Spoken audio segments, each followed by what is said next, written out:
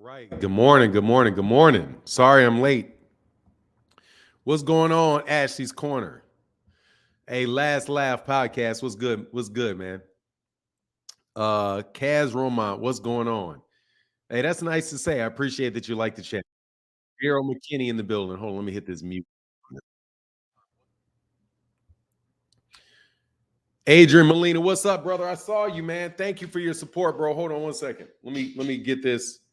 Thank you for your support in the Cash App, for real. Thank you. Man, I tried to reach out to John Boy, man. I have not gotten a response from John Boy. Adrian Molina in the building. Thank you, brother, for that. Hold on, man. Where the fuck did it go?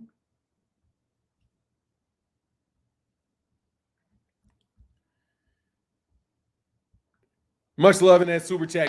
Adrian Molina in the building. Said, hope all is well. Blessings to our boxing family. Man, everything's going well. Thank you, brother. Thank you. Let me put this link in here, man, because I want cats to be able to get on here today. Man, let me tell you, dude, I be having some real stupid conversations with people, man. Real stupid conversations with people. So I got a link in there for people that know exactly want to go back on and forth on Twitter letters for 50 hours, put these silly ass videos out about me. And here's the link right here. You can click this link if you got a problem with what I got to say. And the first things first, though.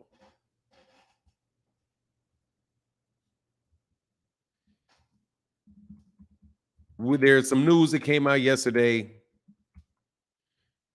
about Terence Crawford wanting to move up and fight. Hey, thank y'all for hitting that like button, man. Thank you. Let me put this up here. You guys are more than welcome to click that link. We only got a couple rules. You're not going to talk super crazy to me. It's not going to happen. Think you're going to get up here cussing at, calling me names and all of that shit? No, I never agreed to that. I may call you a couple names if I deem it necessary, but if you act like you got some sense and you just get on here and want to share your opinion, if you disagree with me, I'll explain it to you, and we can have a conversation. All the histrionics and all of that nonsense, man, I ain't sorry. But definitely want to talk to y'all, man, because first of all, Errol Spence Jr. is, man, the ridiculousness going on about Errol Spence Jr. to me, man. He is definitely getting the Deontay Wilder treatment, bro. You cannot lose. If you noticed, this is what I got two things I want to talk about. First is Errol is getting the Deontay Wilder treatment. And Terence Crawford is running as far away as he can from Jaron Ennis. Far away as he can from Jaron Ennis. And these are topics that I want to talk about, and I want to talk about in some detail. And I'm going to try this one. What's going on, Ray Patterson? What's going on, Big Texas, the winning team? Daryl McKinney, hey, Just Do Boxing. What's going on, brother? Expensive Paper in the building. What's up? Said 214. Theodore Mays, what's good? Virgil Wembley, always good to see you. Mike Kirkland's in the building. I didn't say what's up to him, but I see Virgil Wembley saying what's up to him. Mr. Lillard, how are you, man? Hey, what's going on, Richard Hill? How you feeling, Fi? For nine, hope all merch is done. Said I hope all is well. It's Saturday. All the free's gonna come out. I hope so. Bring your asses on. Bring them on. Bring them on. Bring them on. Bring them on. Bring them on. Bring them on. Bring them on. Bring them on. Keep the good vibes. What's going on? Some guy actually had the nerve to call me passive aggressive. There ain't nothing passive aggressive about me, sir. Ain't nothing. First of all, this dude, and I hope you show up. All that lip bumping you were doing, I hope you show up. Because this dude, first of all, got head every bit as bald as mine. Got enough nerve to call me bald. Dude, this dude said this bald-headed for nine. And I was like, bald-headed, because he had this scarf on, like a red bandana, tied bandana. So I just went to his page and I went back a couple more. Man, that dude's head is bald as a cue ball. Bald as a cue ball. Got enough nerve to talk about me being bald. And anybody that thinks I'm passive aggressive don't know what passive aggressive means, bro. And once again, always resorting to this. Hey, have you ever thrown a punch in your life? Let me ask you something, man. Why would you think I ain't never thrown a punch in my life? You just saying shit. Dude, I hope you show up. I said you are welcome to come on here and vent anytime you want. Anytime you want. Because I said Terence Crawford, I think Terence Crawford threw a little bit of a hissy fit. Terence Crawford will punch you in your face. What is this? Where are we going in this world where you can say things to a grown man? If that man saw you, he'd punch you in the face and you know it. He punched me in the face for saying, man, don't throw a hissy fit. He punched me in the face for that. He punched me in the face for that. Man, if he saw you, man, then why he ain't punching everybody in the street that walks by him? He'll punch you right in the face.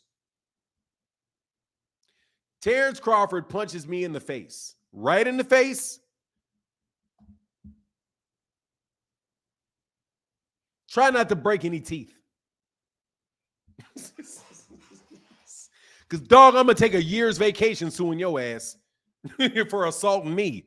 You, over what? Like, why do you think people are so immature? That you can't, as a boxing fan, you think somebody that Michael Jordan, because somebody says, LeBron James isn't the best fighter. Man, you'll never say that to his face. You mean I'm never going to travel all the way to Charlotte, North Carolina, wherever he lives, wait for him to leave his gate and me to sit there and insult him to his face? You're right. I won't be doing that. You think, why in the world would I drive to Omaha, Nebraska, search him out so I can say, hey, I think you're a bum. I think you're terrible. You're dumb. Man, if I did do that, I should be punched in the face. What the fuck is wrong with you, man? Man, is that your way? Man, I told man, calm down before you got a heart attack, man. Is that your way of calling me old? Is that your passive aggressive way of calling me old? Nah, dog, that's a direct way to say, man, you taking this too personally, dog. You taking this way too personally. Okay? And I don't usually respond to people, bro, but you are definitely my age. And way too old to be acting like that, man. You are way too old to be acting like that, man. And then a hypocrite, too, to call me bald? Yeah, you bald. I was like, man, this dude is a bald. You never say that to Ndongo. You ain't never fought. Let me tell you where I'm from. I'm telling you, I'm from the Chicago area. Okay. And just by and large, bro, people ain't really tripping too much about getting punched. Okay? You're usually not getting punched unless you really are in somebody's face where they have to punch you. But even then, so what? People worry about getting shot. This ain't the 18, man. And even in the 1800s, people weren't worried about getting punched. They were worried about getting a stiletto put in them.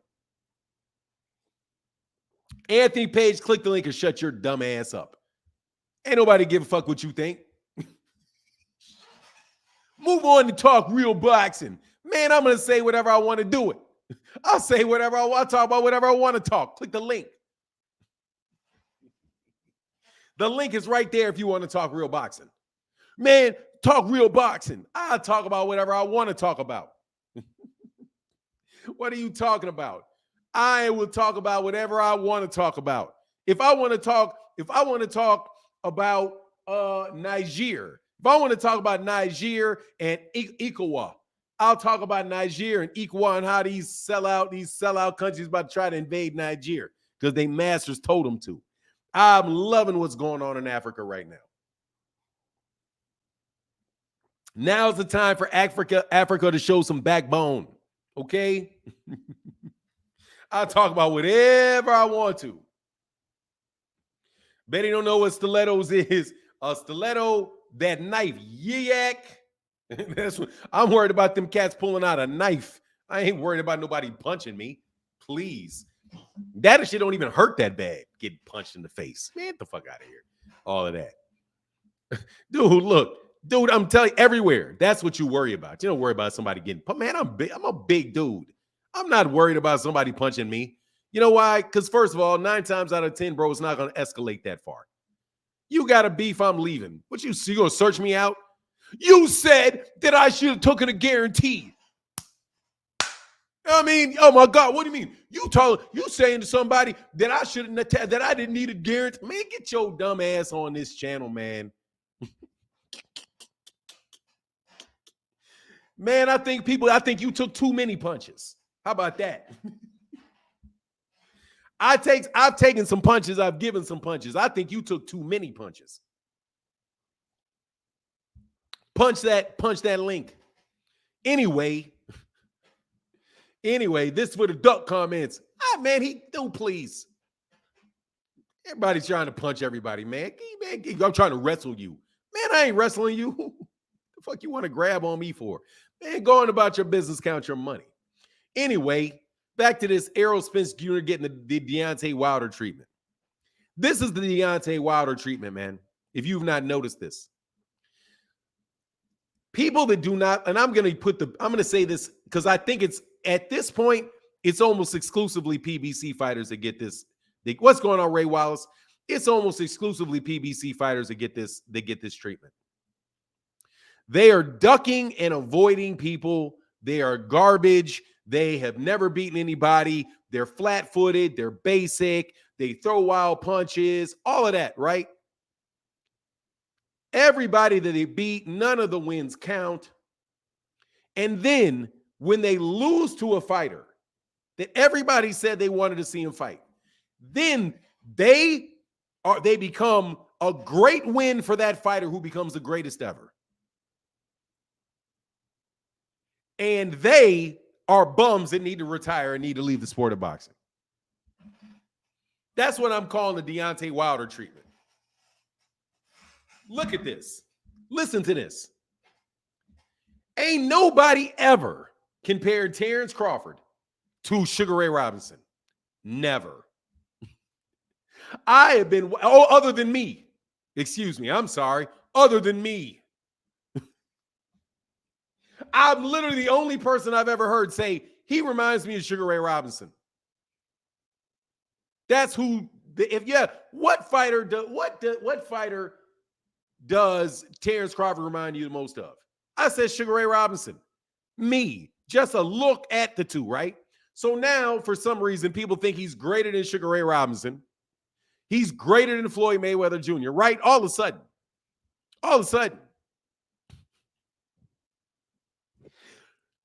But what did he do for this enormous leap? He beat Errol Spence, who they said was nobody. Was flat-footed and never fought anybody. He's flat-footed, he's basic, he's trash. He was never the same after the car accident. All of that, they said all of that. All of a sudden, by beating him, Terence Crawford becomes the greatest thing ever. And nobody else deserves a fight. He deserves to do whatever he wants for the rest of his career. Same thing happened with Deontay Wilder and Tyson Fury. Deontay Wilder was a bum. He was garbage. He was this and he was that. He had never. And then Tyson Fury beats him, and Tyson Fury immediately becomes the greatest heavyweight we've ever seen by beating him. Look at Gervonta Davis and what happened with Ryan Garcia. Look what happened with Gervonta Davis. Before the fight was named, before the fight was agreed to, Gervonta will never fight Ryan Garcia. Ryan Garcia is a real fighter. He's a big puncher. Gervonta Davis is going to get exposed, and he'll never do it. He'll cherry pick somebody else. Then he fights him and beats him, and what happens? Ryan Garcia becomes a bum. Just the same way that Mikey Garcia became a bum and Luis Ortiz became a bum. Oh, it's amazing how these guys do this stuff. It's amazing. It's amazing. Tank is ducking Ryan. Right, exactly. I'm telling you, it's amazing. The mental contortionism that you do. Say Brian Castano too. Oh, Brian Castano won the first fight. Brian Castano, he's postponing the second fight with Brian Castano. Then he knocks out Brian Castano. Well, who's Ryan Castano?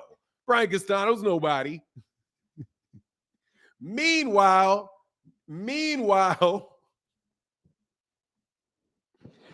Terence, meanwhile, David Avenetian is a legitimate test. I'm just saying here, man. I'm just saying. It's a little bit obnoxious, bro. It's a little, you guys full of shittery. You guys full of shittery is a little obnoxious, okay? You have absolutely no consistent standards whatsoever. All right? No consistent standards whatsoever. Hey, be easy in the building. Says salute and blessings, my friend. Thank you, brother. Salute to you, brother. Thank you for keeping the channel going. You know we out here working, talking this boxing every day. While some of them lazy bums sitting there somewhere else getting ready for a temper tantrum later on in the afternoon. That's how that works, man. I'm telling you. It is mind-boggling to me how, because this clown, I'm gonna call you a clown too, dog, because you ain't gonna click the link. The link is at the top. It's pinned. Okay? It's pinned. And I'll put a link in here as well, bro. I'll tell you, I'll put a link in here as well. I say on Twitter yesterday that Terence Crawford, not Terence Crawford, I'm sorry, that Deontay Wilder has been avoided by Alexander Usyk. He's been avoided by Andy Ruiz. And he was now apparently going to be avoided by Anthony Joshua again. Now, isn't it interesting that all this happens to a guy that can't fight? A guy that is a bum with no skills. A bum that is with no skills. But for some reason, these guys can't find a way in the ring with him. For some reason, they can't find a way in the ring with him. Because he comes off those Tyson Fury fights and zips somebody almost immediately. G-Man King, how can I help you this morning? Good morning, sir. Good morning. Hey, will you stop with the victimhood mentality stuff, man? Excuse me, you don't ever call me no victim mentality. That is a racist term in my book. Where am I playing the victim? How am I a victim? How am I a victim? How am I playing the victim? You can speak. Can you hear me? I can hear you. How am I playing a victim? Who's victimizing? Who did I say was victimizing me? Listen, let me. No, I ain't listening to shit. You tell me. You said stop with the victim mentality. Who did I say is victimizing me? It's just cornball, man. This stuff that you're saying is cornball. Who did I say was victimizing me? Listen, bro. Who did I say was victimizing me? Anybody's victimizing you. Then why would you say that I have a victim mentality? Exhibiting it for the people. Excuse me. If nobody victimized me, how can I be displaying a victim mentality? Because you're trying to exhibit it for the PBC. Let me ask you a question. Champions. If I say that I saw a woman get beat half Can we not twist this? Nah, dog, I ain't twisting shit. You just say dumb shit. If I see a woman get beat up by 5 guys, and I say she was a victim of an attack, do I have a victim mentality when I point out that somebody else is being victimized? No, that's not Then victimhood. shut up calling me a victim Because mentality. I'll explain it to you. Nah, you're not going to explain crap until you apologize for saying I have a victim mentality when I didn't say anybody victimized Let me me. explain it, and then I'll No, I'm apologize. not going to let anybody know. There ain't no explaining it. If I Okay. have a victim mentality, that means I'm saying somebody victimized me. That's not the definition of it, but That okay. is the definition. A victim mentality is a mentality held by a victim. You don't necessarily have to be a victim to have You victimhood don't think mentality, but anybody gets victimized in this world? all right, dude. I apologize for calling you a victimhood mentality, but let me explain what I'm trying to say. Hold on. You want to apologize and you want to explain? Pick one. I'm not gonna. I'm Go gonna ahead and explain to me how I have victim word it mentality. differently. What you're trying to? No. Let me humor you. Let No, me no, no. It's all humor right. you It's all today. right. Go ahead and explain the victim mentality. Listen, bro. Here's the thing. I think there's a little bit of bias towards PBC. I think we've already discussed this. So anytime No. Now you're calling me biased. Pick one. And do I have is it a victim mentality or is it a bias? Which one? because it's the root problem, the genesis of the victimhood mentality is from the biasness to the PBC. What are you talking about? You just making shit up.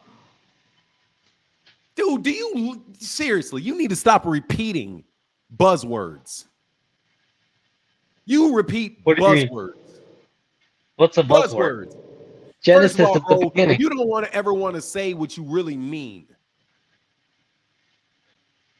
Stop complaining about the mistreatment of black fighters. That's what you mean. That is what you mean. Because that's brother. the only thing that makes sense. Nah, brother. I didn't say that. Stop complaining about black people not getting what they want. What I didn't you say want nothing black about people to race. have. I didn't say nothing about. Be a man. I And already say told. what you mean, and don't hide behind buzzwords. Don't hide behind buzzwords because I can't have a victim mentality if I don't say I'm a victim. It's a concept, brother. It's not. It is a concept that you are misusing. Okay. Maybe I need to get a better understanding. It is. It is a dog whistle for niggas stop complaining. Oh, come on, man. It's a dog whistle for niggas stop complaining. You putting crazy stuff on me now. Where I grew up, when people could really call you one, they would say, niggas stop complaining, we don't give a shit. That's what it means. Niggas stop complaining, we don't give a shit. I don't mess with none of that. I don't mess with none of what you're saying. No, that's what it means. What it means. I can't agree with that. I don't care what you know that. What you say. It fits. It fits. Here's my point. Here's my point. Here's my point. It fits. It fits perfectly. It fits perfectly. Instead of you trying to hide behind some fake psychological term that you half understand, because my mentality being a victim, I would have to say that I've been victimized, believe that I've been victimized. I didn't say that I was victimized. I said that people are saying one thing with one fighter and then switching up later. But when I interpret it this way, it really means a dog whistle is stop complaining about black people being mistreated because we don't care. It's no dog whistle. It's none of that. That's what people said. That's what people said for a long time. That's what they said all through the 18 centuries. Niggas, shut up and get back in that field. You trying to put subliminal jackets on me. What you mean? You out here working all day, breaking your back? I don't agree with none of that. Paying you no money? What's this victim mentality that you have? I don't agree with none of what you're saying. I don't care what you agree with. I'm telling you, what kind of mentality does a slave have? I'm not standing up. Is that a victim mentality? I'm not going along with this. Seriously, what kind of mentality do people have when they're victimized? Man, I'm not playing along with this. I don't want to. You don't have to play along with it. It's raw uncut to the gut, and you don't like it. I'm not answering questions, man. Yeah, of course not. Because you want to come here with I want to talk about boxing. I don't want to talk about no dog. Nature. What about tribal nature? Let's go Nah, through brother. tribal nature. You want to I talk about don't. what you mean by tribal nature? I don't want to talk about none of that. I just You want don't to want talk to talk about about boxing. tribal nature. You don't want to talk about victim mentality. I'm sure you want to talk about race card. You No, want to talk about race card? I don't mess with that stuff. I You just talk sure? about boxing. You sure? A race card, victim mentality ain't no different than a race card. Listen, bro. It's the same term. It's the same meaning. Stop Listen. playing a race card. You got a victim mentality. It's the same thing. Where I came from, uh, we suffered a lot of the same stuff that's in the American Oh, history really? as You well. suffer? So, Oh, you suffer a lot of the same stuff. Don't have that mentality, because victim. listen, bro, Don't have that I'm not. victim mentality. I'm Don't not. tell So me you're about trying your to victim you, mentality. you you're trying to say that whatever I am, I'm not. My people have gone through that too. You Your know, black, your people have gone through what? I'm from a foreign country. I came here 8 years ago. Yeah, My yeah, family. yeah, yeah, yeah, yeah. Your people So went through what? Who's your people? listen, bro. I'm not getting into this, Who's but your people? What do you mean? You said your people, so tell me who your people are. Who's brother, your people? Who's your it is people? what, brother. It is what it is. Man. It You isn't what want it to talk? is. You said it's your people. Who are your I don't people? want to. I don't want to dig into all that, man. You It don't is. want to tell me your business, but you want to tell me I got a victim mentality. You don't want to say who you are, but you want to preach at me. Listen, bro. I can explain to you why I came up with that. I can tell you why, but You you didn't won't come know. up with it, dog. A lot of people, a lot of closet racists use that. But go ahead. Because you're trying to make a general observation that you saw people not give credit to fighters. That's not Like, true. I made specific observations. okay, who specifically? Did I ever I say that? specifically said Deontay Wilder, Errol Spence Jr., and Gervonta Davis, and what happened specifically, and what people said specifically about Deontay Wilder before he fought Tyson Fury, and what they specifically said about Who Tyson Fury specifically afterwards. said that? Specifically, would you like me Who? to tell you the names of the Yes. commenters on my comment Yes. section? No, Yes. I'm sorry, I'm not going to. Specifically. No, You I'm want not going to literal, do that. right? You However, want to be it literal. is, excuse me, it is a You won't allow specific me to make. statement. It is a specific statement about specific fighters. You won't allow me to make a generalization, but you want to sit here and I'm make not your own. generalizing. I said it specifically happened to those specific people. I'm Did I ever? not generalizing. Did I ever say that stuff? Nigga, you jumped on here. I didn't say you did. Did I say you did? There you go. No. All right, it is what it is. Oh, I But didn't. You said victim mentality is what you said. You said victim mentality. That's what you said.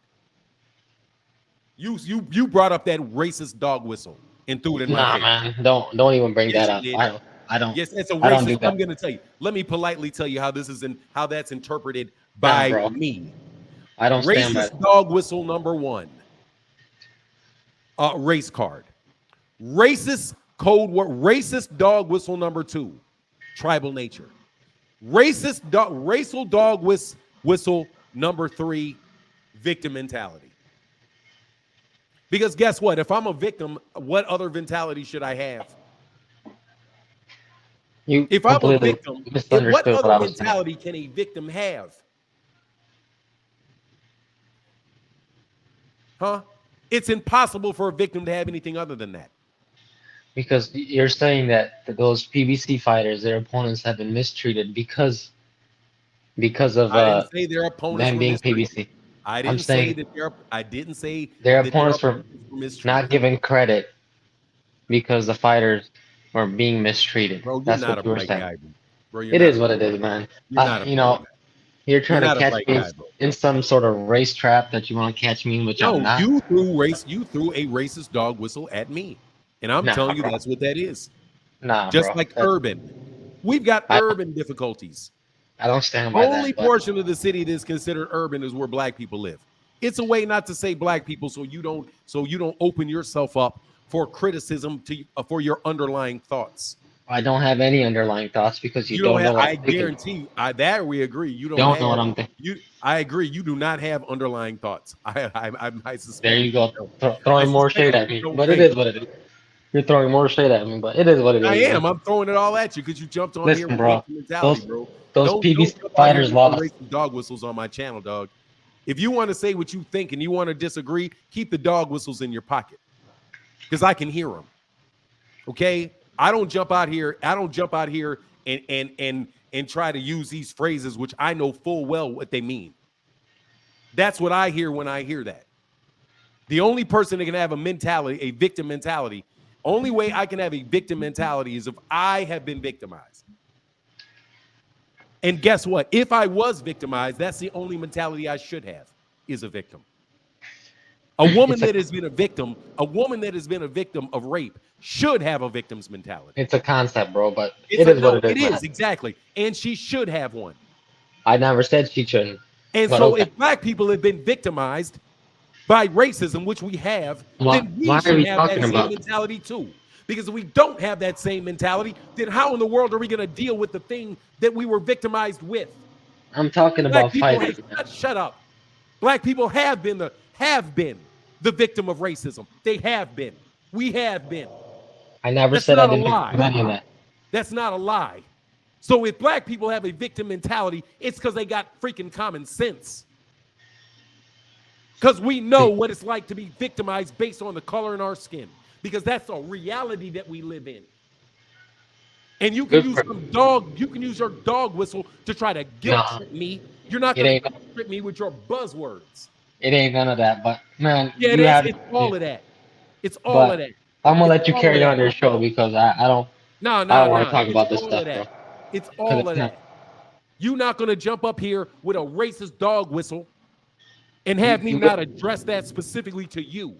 You gotta dig into that word. If black people in the United States feel that they have been victimized, they're right. And as a result of being victimized, the only mentality that you should have is that of someone that has been victimized. And it would be stupid. And it would be stupid to have anything other than one. You turned this into a race conversation. It is because you said victim. You said victim mentality. In terms of boxing, in terms you of want those fighters. You said victim mentality. Do not dog whistle me, man. All right, bro. Can we move past this conversation? Yeah, sure. Tuck your dog whistles and keep walking. I don't. I'm not. Nah, tuck your dog whistles and keep walking. I'm not condoning none of that, but it is what it is. I don't care what you condone. I'm gonna jump up out of here for now. Yeah, see ya. Big Platino, how can I help you?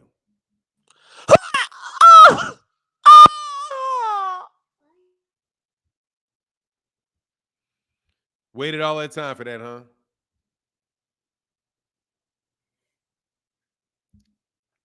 Now, can we really have somebody say, and King, next time you come back, check your shit.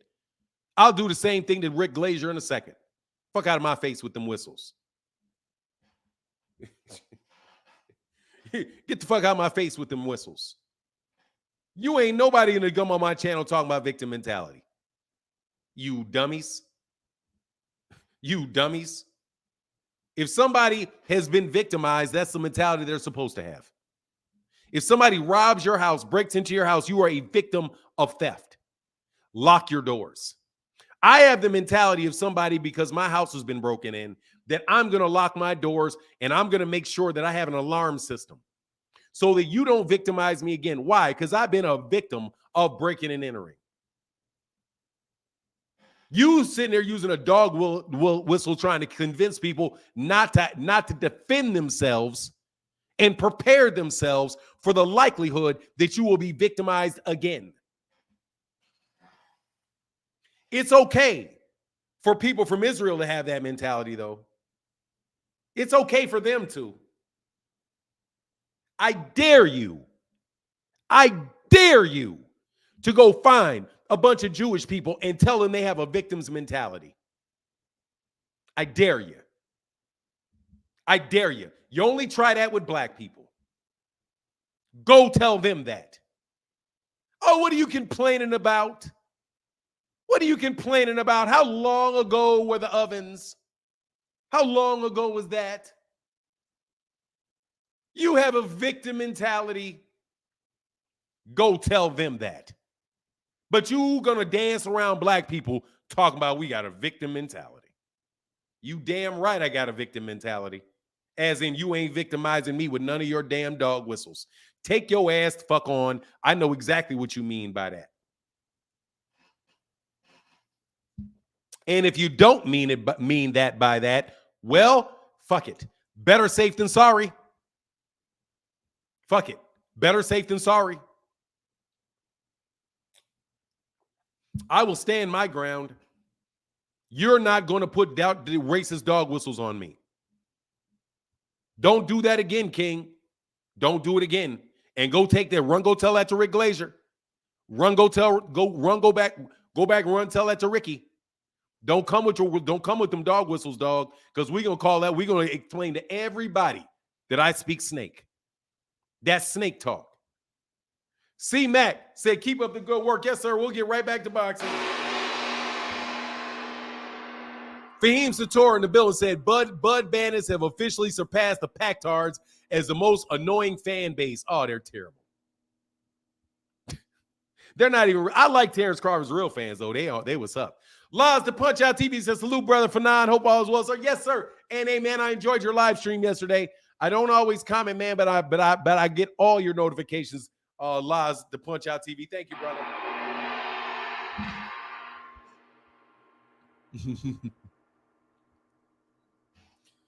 Now, you thought you was going to get away with that, huh? King? You thought you were going to get away with that? You're not going to get away with that, bro. Here's the link, though. My man said, you are right about victimizing, but you're wrong about Terence Crawford running from boots. I didn't say he was running from boots. I said he's running far from him. I didn't say that he was specifically running away from him. He's standing here. He's trying to go to 168. Dog, I don't want to see that. I don't want to see that. I don't think he's running. I don't think he's scared of boots, but he's most definitely not. He's definitely going far away from him. And I'll explain that I'll explain that. Fanon said, Bud Bandits, not Bud. I said Bud Bandits, not Bud fans. Oh, yeah. Bud fans act like they got some sense. Yeah, they do. Here's my thing, man. I don't care about him going to 168. Thank you, brother, for that support, man. Thank you, Laz. Man, I'm trying to tell you, King, you think it's going to be easy up here, bro. I'll turn it up to 20 on you. Okay? I'll turn it all the way up on you, friend. Don't do that, man. Don't do that. Where I come from, my people, who are your people? You won't even tell me who your people are. You won't even tell me who your people are. But, you know.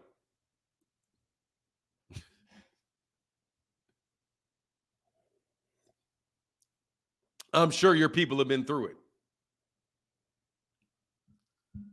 You made them very uncomfortable. Yeah, I did. Because you call a spade a spade. You call them straight to, you tell them right to their face. You tell them right what you're saying. That's some racist shit you're saying. But that you understand, it's a concept. Yeah, I get it. It's a concept called you're a racist. Do not sit there and come at me with that garbage. Okay? I will forever point out the mistreatment of black people when I see it unapologetically about what you think. Take your ass somewhere else. Okay? With all that nonsense. He said, did you hear him reasoning on why you don't want to fight Boots? Because it's pretty legit. No, it's not legit. It's legit for him, but I don't care. Said it, he never, oh, no, I didn't recover. He didn't see that coming. I'm here to teach King lessons, bro. I'm here to teach him, that young man, some lessons. Don't run up on a real one with it. I'm a real black man. 100%, dog. Straight up. 100%. All Negro. Mentally, all Negro. I ride with the Negro people, bro. I rides with the Negro people. Believe you me. I rides with the Negro people. I want to put out all the poverty pimps, and I want to put out all the coon danglers. I want them all out the car. Okay? Guillermo Maldonado said, Bud chasing legacy, enhancing us, and solidifying status. Okay, let me tell you very clearly what I think about that. That's not my problem. Hey, thank you, Guillermo Maldonado. What do you mean except Bud? No, I like Bud. I like Bud. Bud keep all kind of Negroes around him. You don't have to like every black man in America, bro. I don't have to like every black man in America. Not every black man in America got to like me. But we definitely going to have, I'm definitely going to tell you where I'm coming from. Look, man, you are never going to shame me out of saying exactly what happens to black people. You are nuts. You are not going to guilt trip me with your buzzwords. You better sugarcoat your racism and kick rocks. I know exactly what's going on. Been black my entire life. I know when I hear somebody that is trying to guilt trip me. You have a victim mentality. Well, am I a victim? Well, yes, but you have the mentality. You think like a victim. Well, if you've been a victim, well, how else should you think? You know who else got a victim mentality? Deer. Deer have a victim mentality. Joshua Morris said, can you please say what your issue is with Bud? Because you clearly have with me. I do not have any issue whatsoever with Terence Crawford. None.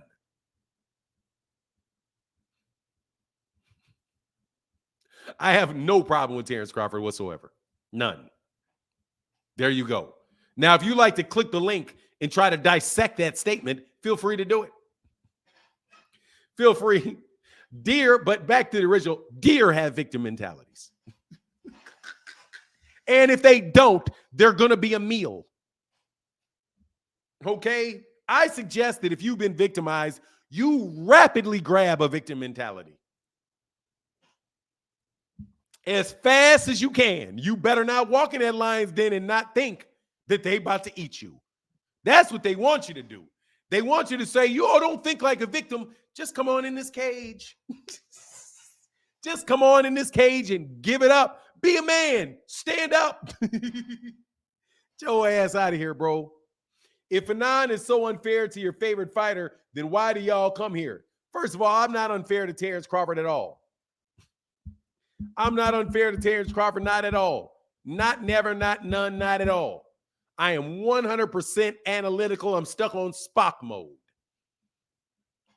Why y'all think I don't like him? Because I'm on Spock mode.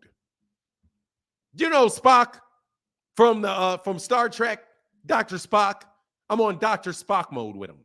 I am doing nothing but Vulcan logic, straight logic. That's what you get. You get straight. The worst I'll give to somebody is straight logic. That's it. What you don't like is that you don't have the ability to see what's going on. I've been said he's the best fighter in the world, but that's not enough for you. That's not enough. I got to be hating on him. Well, if I say that he's the best fighter in the world, number one pound for pound fighter in the world, and I've been saying it, I must be hating on everybody else.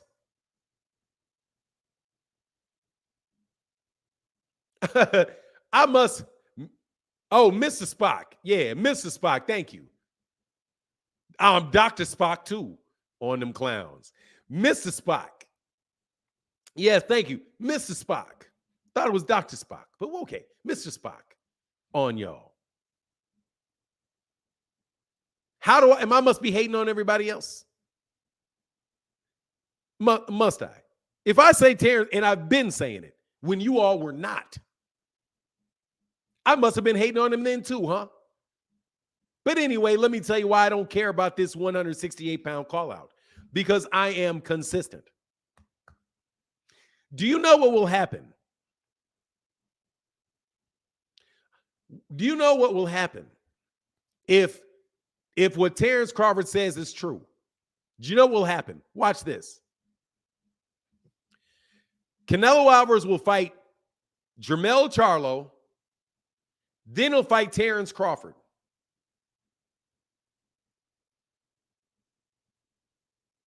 Right? Will you please tell me what weight classes Canelo Alvarez started at? Quiz. The three fighters that would be fighting for undisputed in a series of fights. Will you tell me what weight classes they started at? And they're fighting, saying that they're the best 168 pounder. Canelo started at 147. Jermell started at 154. And nope, Terence Crawford started at 140. None of them are 168 pounders, not any of them. None of them are 168 pounders. Canelo's not a real 168. He's not. Jermell's not a real 168. He's not. And Terence Crawford is not a 168. Do you know who is? David Benavidez and David Morrell. Ain't none of them beating David Morrell. Ain't none of them beating David Benavidez. But they're going to fight each other in a series of fights to say who's undisputed at 168. I dispute it. No, Bud started at 140. Thank you very much. He went back down to 135. No, he started at 140. But let me check in case I'm wrong. I like to check these things because sometimes, you know, I get things wrong. But I will always correct when I get something wrong. Most times, let me be honest, most times. Sometimes y'all can kiss my ass. And I'm just going to let it slide because I don't like it. But, yeah, he started at 140.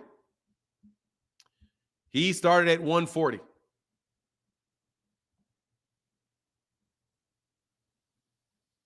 He did not fight at 135 until his 6th fight. And even then, he fought he fought once at 135. Then he went back up to above 135. And then 135, 137, 141, 137, 140, 140, 139, 137, 142, 136, 136, 136, 139, 134 and a half. He was a pro for 5 years.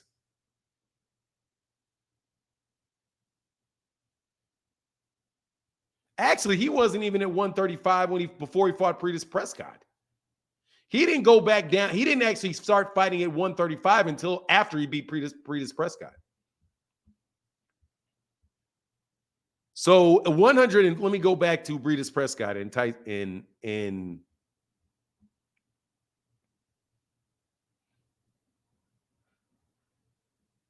yeah, Terence Crawford was 19-0 before he fought at 135. He was 19-0 and he only fought at 135. And 18 of his first 19 fights were in the 140-pound division. Terence Crawford started his career at welterweight. Historically speaking, welterweight. He's a 140-pounder when he turned pro. He wasn't a 135-pounder. He had to drain down to that. So there you go. He's 140, 147-pounder, really. He's a 140-pounder, though. He's a 140-pounder. You have a 140-pounder, a 147-pounder, and a 154-pounder. And they're all going to continue to fight each other in a circle at 168 when they don't fight David Benavidez and David Morrell. Now, would anybody like to debate me about that? You know what that's like? That's like Errol Spence Jr. and Terence Crawford and Jaron Ennis being at 135, but Vasily Lomachenko, Shakur Stevenson, and Gervonta Davis are fighting for all the belts at 147 while those guys sit there and look at them. Now, would anybody like to debate me on that? Since everybody knows boxing so well? Do you need to have a 18-0 amateur record to see that? Anybody? Cool running. Shut your dumb ass up. I'm elevating people. What a dumbass. Get your dumb ass on the chat channel. What a bunch of morons. Like, for real. You know why y'all come here? Let me tell y'all why y'all haters come here and listen to me. Because you know I'm telling you the truth. And you don't like it. But a side of you keeps trying to fix. It's like the dumb side of you is fighting with the logical side of you. You ever heard of cognitive dissonance? I am a walking dose of cognitive dissonance for you. I am giving you stone cold logic that you can't get out of, but yet you think something's different. So you got to figure it out what it is. What is it? Everything he says is true. It's logical. It's sound. I can't get around it. But it doesn't fit in my fantasy world. What can I do? I'm going to call him a hater. That's what it is. It's really that underneath it all, he just doesn't like Bud. That's what it really is. That's what's making your head hurt, you idiots. That's what's making your head hurt. When you believe something that is not true, but there's no logic or facts to support it, you got to come up with something in between. And that's why you keep listening, and that's why your head hurts every time you listen. Because you can't debate with what I said. You can't. And I challenge you to. I challenge you to. Hey, thank you. Hey, thank you, brother, for telling me, man. I'm sorry, Richard Paris, for not staying in there. Because, bro, thank you, man. I'm telling you, man, Wu-Tang is for the kids. Wu-Tang is for the kids, man. I want y'all to be able to think logically in your life. I want you to be able to think logically. If undisputed means that you're the best fighter in that division, then what good does it do to be undisputed if you are not fighting the best people in that division? Once again, there is a certain Mr. George Kambosos that was undisputed. And I don't care what y'all say. That man was undisputed. Richard Paris in the building. Thank you, brother. He said, hey, some support for the big dog. And yesterday, some support, just some support. Thank you, Mr. Paris. Thank you, Richard Paris.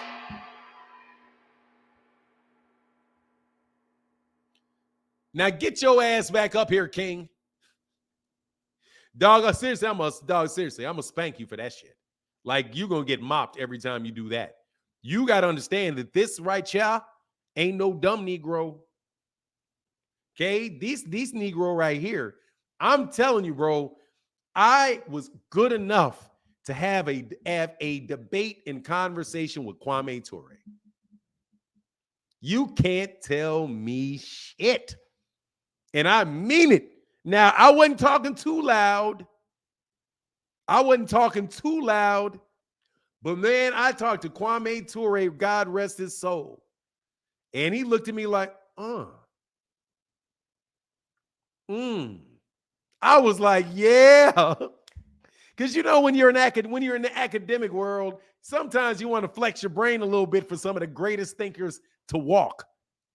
You don't even know who he is, dog. And to this day, I'm like, yeah, I knew it. Y'all niggas ain't gonna tell me shit moving the rest of my life.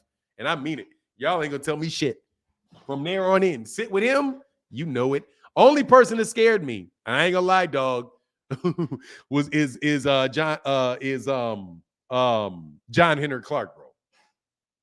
John Henry Clark, let me shut up. He's way too educated for me. He's souped. Hey, dog, I ain't gonna lie, bro. Dog, I explained the concept of neocolonialism to him. And I was like, yeah. And he was like, because he was talking about metaphysics, the metaphysics of conflict. And I was like, wow, that was dope. But then we talked about the economic side of it. The economic side of it. It was dope. Seriously, man, it was so dope. There's like 5 people in the room, too. It was just because he seriously was like a man, dude. Seriously, man, that dude was another level. Like, he's just, oh, wow. I wasn't starstruck, but because the rest of these dudes I don't really care about. But him, wow. Anyway, look, man, that's why I say I don't care about him going to 168. I want him to rather fight Jaron Ennis. That's a dude. These young fighters can fight, bro. These young fighters can fight. These fighters can fight. Same fight, different round. What's up, bro? These fighters can fight, man. All right? Jaron Ennis is a real fighter, dude. And if you're the undisputed champion, you should at least defend your belt at least once. At least once. And David Benavidez deserved that shot, bro. Don't try to brush aside David Benavidez and David Morrell like those guys are. First of all, I'm going to tell you right now, Terence Crawford ain't beating David Benavidez. I think he can beat Canelo. I think he can beat Canelo. Personally. At 168, I think he can beat Canelo. I am more sure of him beating Canelo than I am him beating Jaron Ennis. Telling you, moving up in weight and just fighting older guys that are bigger, that are fighting at their basically at their walk-around weight, is not the same thing as beating David Benavidez and David Morrell. It's not the same thing. Canelo, I'll take the Jermell Charlo fight. I'll take the Jermell Charlo fight, but that's about it. You know what I mean? That's about it. Then you need to go with David Benavidez. And no joke, if Terence wants to move up there and fight at 168, then say you're going to fight at 168. Because then you don't get to claim that you were the best at 168 without saying David Morrell. Dude, he ain't beating David Morrell. He ain't beating David Morrell. And you somebody get on here and tell me you really think he beating David Morrell. He ain't going to fight David Morrell for nothing. Because he's too small. Shit, Canelo's too small for him. Jermell is too small for him. Jerome Washington, how can I help you?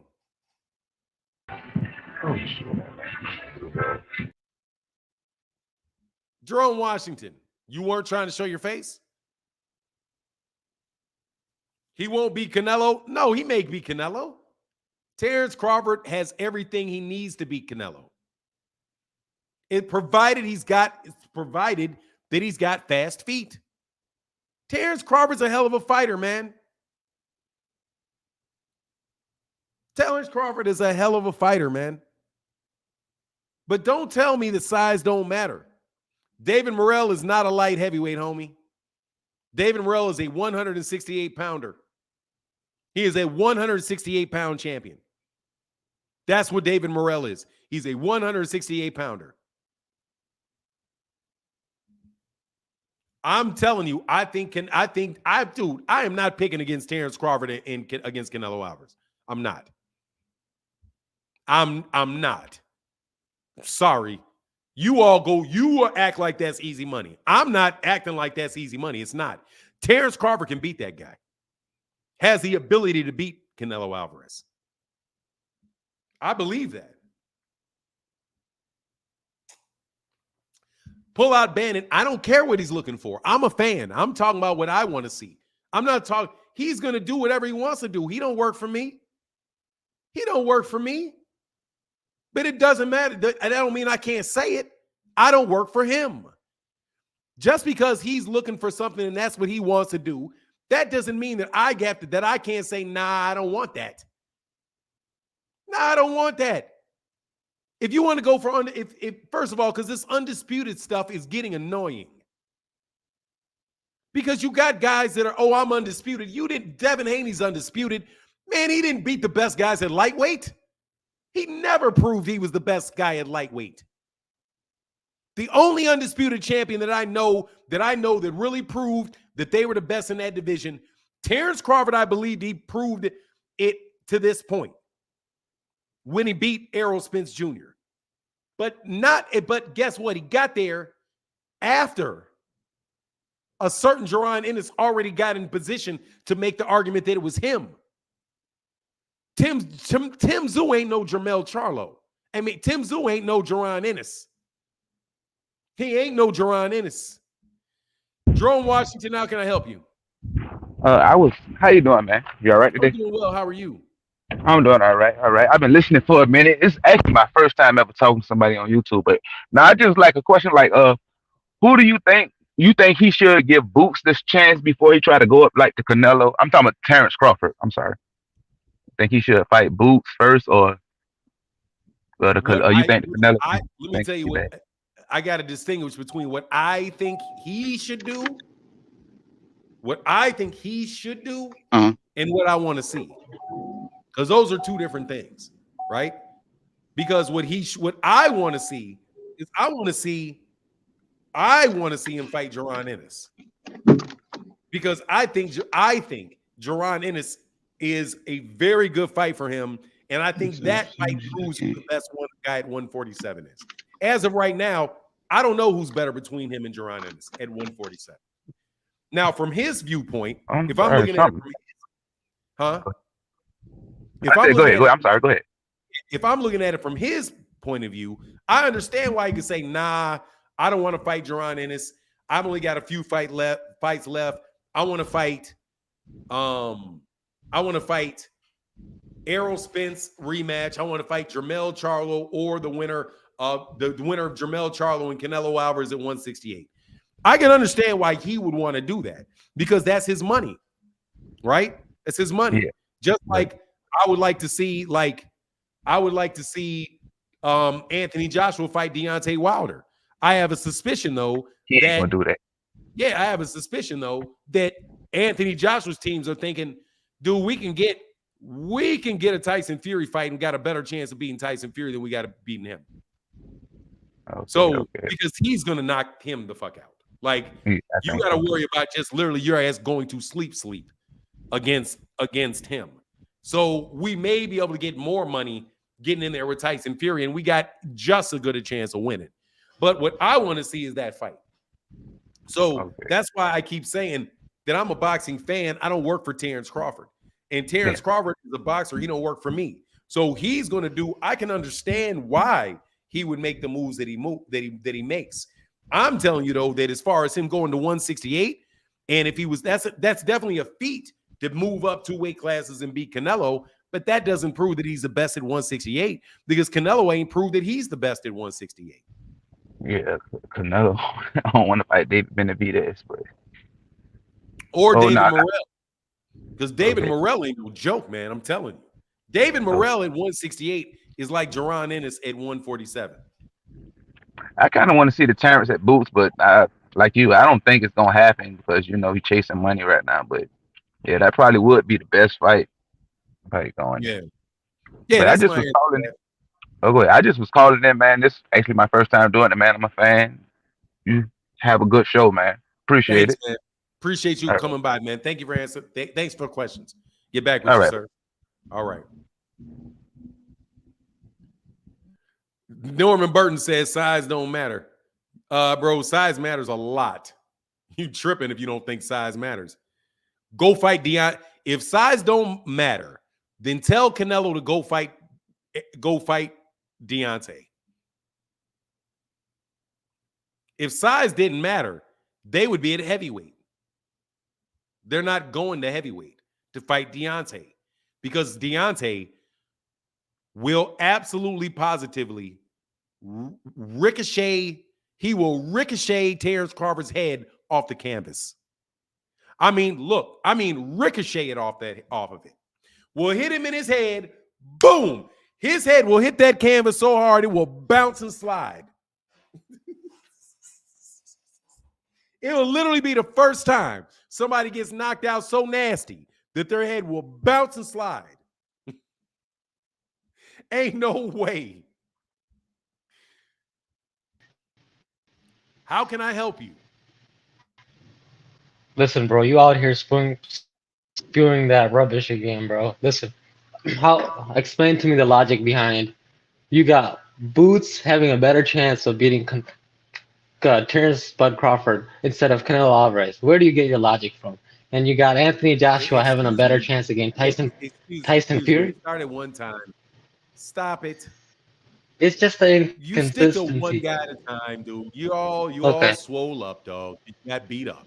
All right, put the ice on your eyes and just keep the racist dog whistles out your mouth, and we can talk. Now, come on, bro. Let's move on from that. Rubbish about why I think Jaron Ennis would have a better chance. You giving Boots a better chance? That's ridiculous, bro. That's ridiculous. Yes, I do. Go ahead. I'll let you know. Why is it that ridiculous? Is ridiculous? Why is it ridiculous? Why is it ridiculous? You expect a guy to jump up 3 weight divisions, and I know where Canelo started at. You expect him to jump up three weight divisions and beat a guy who's already proven, like the great Floyd Mayweather said. Canelo Alvarez is already proven. Boots Ennis is not. David Benavidez is not. David Morrell is not. Please help me understand how Boots has a better chance. Sure, no problem. I'll explain it to you. Jaron Boots Ennis is 26 years old. He is faster than Terence Crawford. He is longer than Terence Crawford. He is defensively out of this world, and he is in his prime. Canelo Alvarez had 60 fights, over 60 fights of wear and tear, lost multiple times, and is significantly off his. He has lost multiple times. Multiple. Do you know what the word multiple means? Yeah, I just wanted to specify it for you because I know you're trying to make it Excuse me. seem like multiple losses is means more than two. Multiple times means more than once. Got More it, bro, than once. No need to correct it. It's specific. Multiple means more than once. Multiple losses, more than once. There's no need to correct a correct statement. Listen, bro, what you presented Multiple is not losses. good. Multiple losses is specific. It's absolutely positively correct. Multiple losses. Multiple. He has looked like he's been on the decline for at least the last 5 fights, in my opinion. The last 3 fights for sure.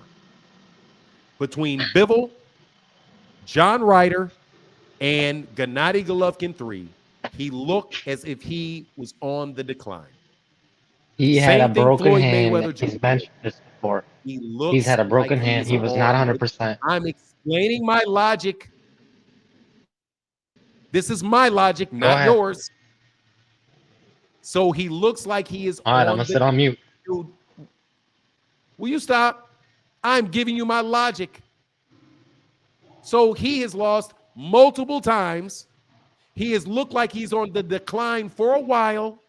And naturally, as far as his actual natural size, starting his career at 147, because that's where he started, 147. He is not a 168 pounder. He's not. He is if his career, his size, he is a 154 pounder. 100 is a small. I don't care. He fights at one. He is a small 160. He's a small 160. I don't care. He fights 168. I don't care what you care. This is my logic. My logic, not yours. It's not. It's preposterous. My logic. It's preposterous. Not yours. But go ahead. You can think whatever you want to think. You asked me for my logic. So I'm giving you my logic. And what I'm saying is true. He began his career at welterweight. He was in his prime. What has Boots done to make you? Will you stop talking to me in the middle of me going and giving you my logic? This is my logic. Mine, not yours. If you want to explain your logic, you already did. I know your logic. I don't need to hear your logic. You don't agree. I already got that. Then stop telling me what your logic is in the middle of me telling you my logic. Are you complete? Are you done? Are you done? Facts. I'm telling you facts.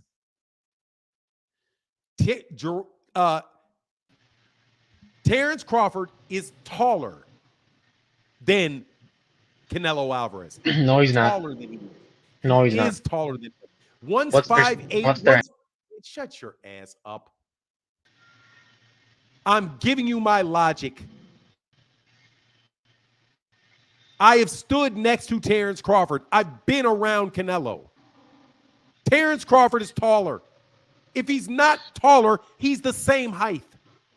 His arm reach is about the same, if not longer, than Canelo Alvarez is. Canelo Alvarez is little. He's 5'8". Terence Crawford is about 5'8.5". They're right around the same size. One started their career at 140, and the other started his career at 147. Canelo Alvarez's problems have been with smaller, quicker fighters. And he's been beaten multiple times. So I say Terence Crawford has a better chance of beating Canelo Alvarez because Canelo Alvarez is well past his, in my opinion, well past his prime. Can I explain why? Jaron, on the other hand, is in the beginning of his prime. In the beginning of his prime. And he is an exceptional talent. You gotta be joking. Who I have never seen lose a round. I've never seen him lose a round. And neither have you. So there's no reason for me to believe that he's not a serious challenge for Terence Crawford. Because he is a serious challenge for him. Because you know who else said this? Roy Jones Jr. said it. Roy Jones Jr. said after Sean Porter said, look, man, Jaron Ennis may be the best fighter that we have seen in boxing since Roy Jones Jr.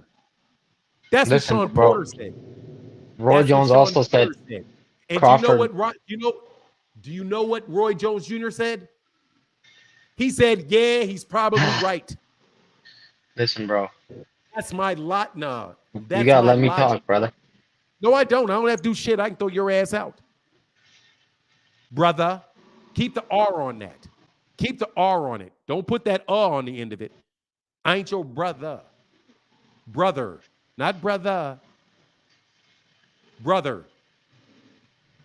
Listen, I'm just trying to respect you. Nah, don't respect me by calling me nobody's brother. Even though you're like a father figure to me, but I don't, he ain't your father figure. I'm just trying to keep it respectful. My brother. Hey, look, don't put the on the end of that.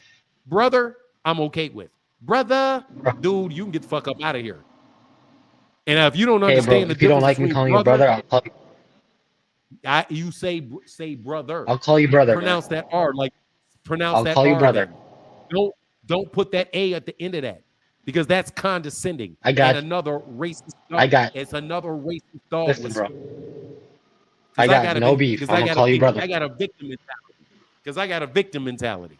So I'm looking right now. You got a vendetta against me, but it is what it is. Anyway, so that's my logic. Now, would you like to go on to why? Let me move on to the second part. Why I think Can I answer Deontay, why Tyson, my rebuttal? Let me tell you why I think Anthony Joshua. You won't let me rebuttal, bro. You're not going to rebuttal until I finish it. You said two things. This is the point. But you didn't let me finish the second. Two things. The second. I gotta jump back to work. The second one is, why do I think why Anthony Joshua has a better chance against Tyson Fury than Deontay Wilder? Because Deontay Wilder can literally knock you unconscious with one shot. Tyson Fury doesn't. Not enough. That's more than enough if you land on your chin. Dude, he does. Did you watch the Dillian White fight? Deontay Wilder landing a clean shot on your head is more than enough to put you unconscious. Listen, bro. More than enough. He did it to everybody he fought. Tyson Fury will outbox you, and he can knock your lights out. So there's no way in hell Anthony Joshua is beating that dude. But it is what it is, man. I know you're gonna stick with Wilder. I know you're gonna stick with Boots. No way in the world. All them PBC guys. There's no way. Wilder, dog, shut up. Deontay Wilder, styles make fights. Anthony Joshua is gonna get hit by Deontay Wilder. He's gonna get hit by Deontay Wilder.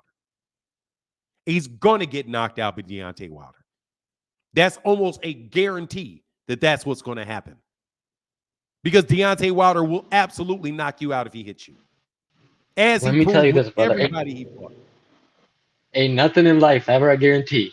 You remember that, brother. Nothing in life ever a guarantee, especially in boxing. It's a guarantee. I didn't say it's a guarantee. Excuse me. Let me tell you that, bro. I'll rephrase because nothing is guaranteed. Thank you for rephrasing. I can understand. I said that I can understand. Don't switch up on me. I can understand why a guy like Deontay, why Anthony Joshua would rather fight Tyson Fury than Deontay Wilder. I can understand why somebody like Alexander Usyk would rather fight Tyson Fury than Deontay Wilder. Because Deontay Wilder has something that can end any fight at any time. That power thing is not always going to work, and Tyson Fury proved that, right? Yeah, so I don't care if he was 50 pounds heavier. It didn't work. No, the power worked. The power most definitely worked. How many times did he get knocked down? How many Four times did he get knocked down? 4 downs. How many times did he land a shot on him? How many times he landed a shot on him and that guy wound up on his ass? 4 times. Thank you. So don't tell me nothing about power not working on Tyson Fury. It did. It absolutely. It didn't help him win the fight. Tyson Fury was just able to get up. It didn't help him win the fight. It helped. Tyson Fury was just able to get up. Let me guess why. Because he's 50 pounds heavier and he's a cheater. That tends to help. It's the heavyweight division. Being the size of a small elephant may help you take a punch. Listen, bro, this is the heavyweight division. If Deontay don't want to, I don't want to blah blah blah with all of that garbage. Okay, blah blah blah with all that garbage. What I just said was that's logical. Now let me get back to so now that you can respond to the final statement that I have. You said that what I said is illogical. It makes no sense at all. It's preposterous. Completely. It's preposterous. Yes. Absurd. Ridiculous. What is preposterous? What was preposterous? Absurd.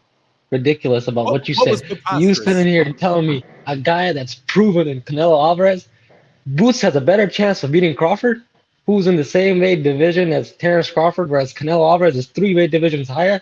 Now that is completely preposterous, and I can never agree with that. Well, let me lay something out for you then. Sure, no worries. You think that's preposterous? What about this? What about Juan Manuel Marquez, who fought for the first time against Manny Pacquiao, or better yet, what about Eric Morales, who beat Manny Pacquiao at 126 pounds, and Manny Pacquiao moving up to beat Miguel Cotto, who was at 147. Let me check the weights. That's 130, 135, 140. That's 4 weight divisions apart. Would it be ludicrous in hindsight to say that Eric Morales has a better chance of beating Manny Pacquiao than Miguel Cotto did? Because that happened. Oops. Got something for that?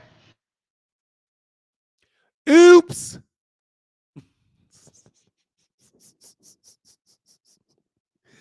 Oops. Where you at, King? Where you going? You think that's preposterous? Hey, I saw you pull out Bandit. You think that's completely preposterous? Where you at, King? You're on mute. You muted yourself. You muted yourself.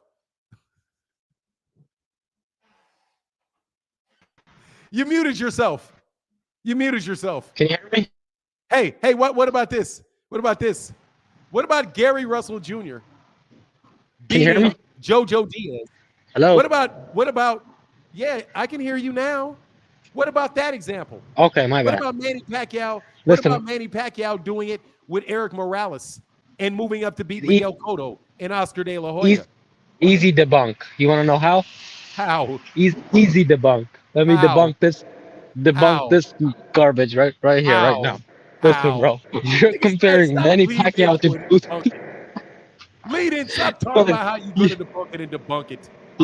You want to compare Manny Pacquiao to Boots, Juan Manuel Marquez? No. That's I'm not, bro. Dummy. Wrong. I'm comparing Boots to Eric Morales. I'm comparing Boots to Eric Morales, dummy. That's still dumb, bro. Pacquiao. You disrespecting these. No, it's not. Excuse me.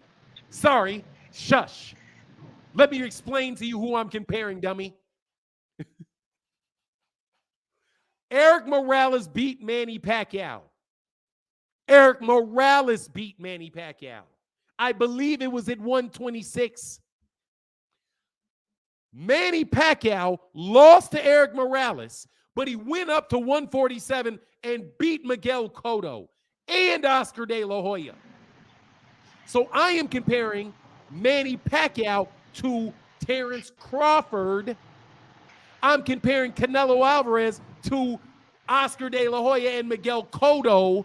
And I'm comparing Jaron Ennis to Eric Morales. You cannot even do that. That's still ridiculous. I Those can. guys were proven. I absolutely Those can. proven. Jaron Boots is not proven. Selling out ballrooms in Atlantic City. That's not proven. No, you better stop with your cornball ass because I can do it with other people too. That ain't my only example. Listen, bro. When Boots proves himself. That ain't my only example. Let me give you an example. Watch this. Excuse me. What about Roy Jones Jr. and Antonio Tarver? Roy Jones Jr. moved up to heavyweight and beat John Ruiz. That's 175, 160, all the way up to heavyweight. Then he moved back down and got beat by Antonio Tarver after winning the heavyweight champion. How about that one? Listen, bro, you're not. You've been watching boxing for how long? You been watching boxing? The variables in this. How long have you been watching boxing? They're not fair. That doesn't matter. They're different people. Listen, I've studied boxing. The variables aren't there. The variables aren't there for you either. I've been studying boxing for the last 2 years, so I'm very well versed. 2 years. So let's ask. Starting to get very well versed. Let's keep going. Hold on. Let's keep going. Let's keep going about what people can't do. Let's talk about people that beat people. What about Sugar Ray Leonard? Sugar Ray Leonard lost to Roberto Duran at 147. I guess he couldn't go beat Donnie Lalonde or go beat somebody at 168. Huh? What about James Toney? James Toney lost to Roy Jones Jr. at 160, but then he moved up to heavyweight and beat Evander Holyfield. What about that? Because your variables are not correct. My variables, all variables apply to all of these situations. All of them, because there's variables between your examples, if you had them, and Jaron, and dude, I need somebody with some real brains to come up here and debate me. Listen, I can't believe you. You don't even shut up. Don't talk for another 10 years. Listen, it's bro, ludicrous, and I gave you an example. Now watch this. I've already debunked your ludicrous notion. You didn't debunk shit. You didn't debunk shit. What you did is make yourself look stupid. Because I gave you examples, multiple examples of people doing the exact same scenario occurring. Multiple examples of the exact same scenario occurring. A guy losing to somebody in a smaller weight class, moving up and beating somebody in a bigger one.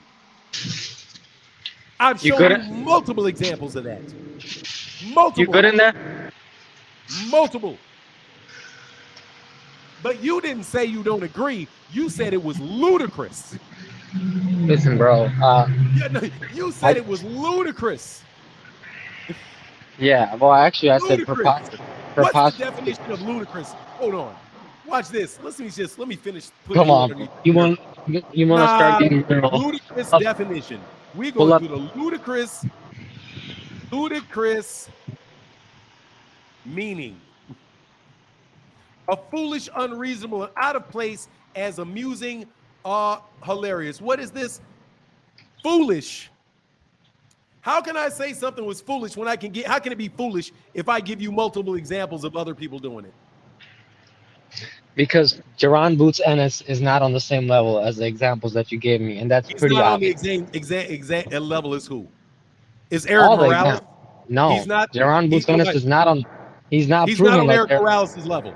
He's not proven. He's not proven like Eric Morales. Excuse me. He's not on Eric Morales' level. Yes. Name 5 people Eric Morales fought. He's not. What's his name? Name 5 people Eric Morales fought. Sure. I can name a few. Without you going to Google. Marco Antonio Barrera here. I'm not on Google. Look. Yes, you are. Marco. Yeah, you are. You don't know who Eric Morales is. Eric Morales lost to Marco Antonio Barrera a couple times. They fought more than 3 times. He lost to Marco Antonio Barrera. I don't care. He lost to Marco Antonio Barrera. He lost to Marco Antonio Barrera multiple times. Multiple times he lost there to him. Listen, bro. Multiple times. Matter Eric of fact, let's go to his record when he fought. When he was a fought Terence, multi-division world champion. Man, let me tell you, Sammy, shut up, bro. Ain't nobody trying to hear nothing about you talking about Eric Morales is better than Jaron Ennis. Ain't nobody trying to hear that. That's ludicrous. Jaron Ennis is 31-0 with 28 knockouts, and you ain't seen anybody breathe on the dude wrong. Okay. So stop talking about what level he's not on. You don't know what level he's on. I mean, you have has no 43-0 with like 40 knockouts. Oh, you have dude, Deontay Wilder was more than 43 and 0 with 43 now, and you still say he ain't. It's ludicrous to think that Anthony Joshua don't have a chance. What now? Now numbers matter. Listen, dog, bro. Seriously, man, you got to buff up your game, bro. Listen, bro. My statement is not ludicrous. How about you set a poll, see who won this debate in the chat? I'm not giving you what debate. You're getting taught. You're getting schooled. Dude, you man, shut up, dog. Ain't nobody going with your cornball shit. I ain't putting your name on no. Shut your ass up. I ain't putting you in no poll. You know what I'm saying? Man, dog, you go jump on Rick Glazer's poll. How about that? How about you go back and hug up on Rick's poll? I don't mess with. I don't take no orders out of you. But anyway, you wasting my time, bro. It is what it is. You wasting my time. I'm gonna What jump you back know that means. You wasting my time. You said it was ludicrous. I gave you examples of it happening. I gotta jump back. So therefore, you just disagree. That's all you do. You disagree. And if you disagree, that's fine. I don't have to watch this. I don't have to prove that you are right. I don't have to prove that I'm right to dismiss your statement about it being ludicrous. Jaron Ennis is the number one guy in the welterweight division who is not a champion. That doesn't mean shit. It means a lot. It means he's the number one guy in the division. That's what it means, other than the champion. What about all the other sanctioning bodies and their rankings? What about all of them? He was in the top 3 of every one of them. Okay. He was in the top 3 of, Virgil Ortiz is no longer in that weight class. So of all of the guys that were ranked before Jaron Ennis became a champion, Jaron Ennis had the highest total average ranking of everybody that was not a champion. Jaron Boots is not proven, and I'll stand on this till he's proven. He ain't proven. He's so you can say he's not. That's your opinion. He already is proven. He's proven to be one of the top guys, and the only way that you can objectively knows if he's not is by his ranking. He proved that he is the IBF mandatory. And the guy that holds that belt must fight him or drop it. He proved that. He must not, because the IBF keep talking about what somebody ain't proven.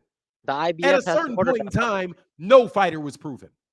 Name for me. You give me a fighter that proved themselves before one of the best fighters got in the ring with him. Division undisputed world champion who is selling out, who is doing huge pay-per-view buys, huge gates. Jaron who did a huge gate? Man, shut up. Jaron Boots bozo shit. Bozo shit. I'm jumping back. Bozo shit. You're on I bozo gotta shit. Run a remodel. You're on bozo shit. I gotta run a remodel. All right. You're on bozo shit. Get your ass out of here, man. Anyway, man, bozo shit. Hey, if you don't have a wrench, I only respond in super chats. Yeah, dog, for real. No, block them. Because they're here. Bozo shit. It's ludicrous to think that Jaron Ennis could have a chance to beat Terence Crawford, and you think that it's better than Canelo. Canelo is old and worn out. That's what I think of Canelo, and I like Canelo. Man, you get on here and talk. Let him talk. I ain't letting you talk. Get out of here. You're just trying to say crap. I ain't trying to let you talk. Man, get your ass out of here. Get your ass out of here. You ain't gonna come with no race. You're not gonna come and sit there and talk bad about brother. You come on, bro. King, we all know you. We all know what you are, bro. Brother. Your opinion on Canelo isn't a fact, though. Of course it's not. None of this is all opinion. Thank you very much. It's all opinion. Thank you very much. The question is whether or not my opinion is logical or not. And it's very logical. Jaron Ennis is a different person than Canelo Alvarez. He's a different person. And I give Jaron Ennis a better chance. I give Jaron Ennis a better chance of beating Canelo than of beating Terence Crawford than I give Canelo, because I think Canelo's over the hill. Hashtag nothing, bro. I'm not listening to him. Out of here, man. Man, that dude sucks up way too much airtime as it is. Mike Kirkland in the building. Thank you, brother. I let him talk. Oh, you're up here blowing all of this. Dr. Clark, get on the link. Get on the link or you get blocked. You're in your feelings. What did you say? You're in your feelings. Dr. Clark, get on the link. Hit the link. Hit the link. Hit the link. Show your face.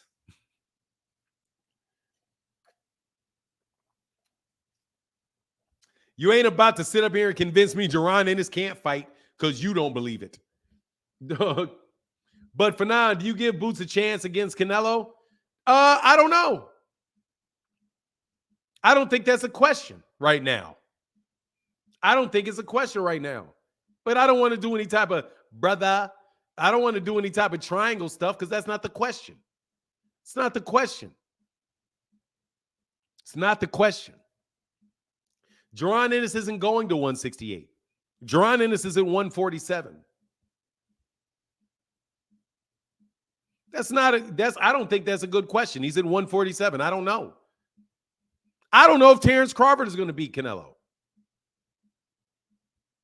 I don't know if Jaron Ennis beats Terence Crawford. They're all excellent fighters. But in my opinion, I think Jaron Ennis got a very good chance of beating Terence Crawford. A very good chance. And I think Terence Crawford got a very good chance at beating Canelo. God dog, and these dummies want to name the accolades. Dude, the more accolades you got, the more fights you've had. The more fights you have, the closer you're getting to that L. Think for a second, people. Anyway, please toss these bozos out. Don't toss them out. But y'all just, man, I don't like y'all, bro. You guys suck at this. Paul Carrick in the building said, supporting my Bison brother. Thank you, brother. Appreciate you, man. Thank you, sir. You guys can hit the link, though. I don't mind. I don't mind. Thank you, Be Easy, for that $4 holler, brother. You know what it is. And thank you to everybody that supports in the super chat and everybody that supports in the Cash App. Don't say it in the comment section. Say it in the live stream. Jump on the live stream. The link is right there. Mr. Battering is back. This is ludicrous that you say that. It's not ludicrous. Somebody tell me what you think the odds are in either one of those fights. See, I could have went multiple ways to bust you up, by the way. When you say it's ridiculous, it makes no sense, what do you think the odds are in the fight? What do you think the odds are in the fight? I think Terence Crawford and Jaron Ennis is 49-51. I think Terence Crawford and Canelo Alvarez is probably 53-47 for Crawford. That's what I think. I think the only chance Canelo really has, in my opinion, is if he knocks him out. But he's got to land something significant for that. And that may not happen. It's amazing how when I compliment Terence Crawford like this, you all still find a way to hate on me. Ain't that funny, King?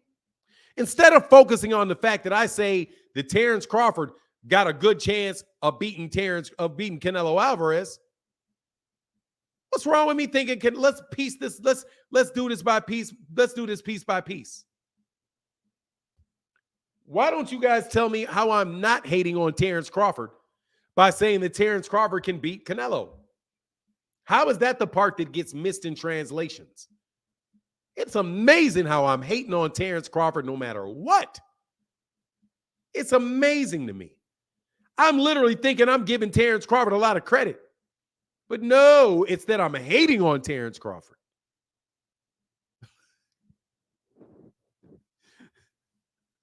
I'm literally complimenting Terence Crawford. But even in doing so, I'm hating on Terence Crawford. Now, that is what I want to understand. That's why I don't trust. That's why I don't like you. Now, you're a father figure to me. If I'm a father figure to you, shut up and stay in the comment section. Man, please. Look, man, I just think that Terence Crawford is an excellent fighter, bro. And I think Jaron Ennis is more talented than both of them. I think Jaron Ennis is more talented than both of them.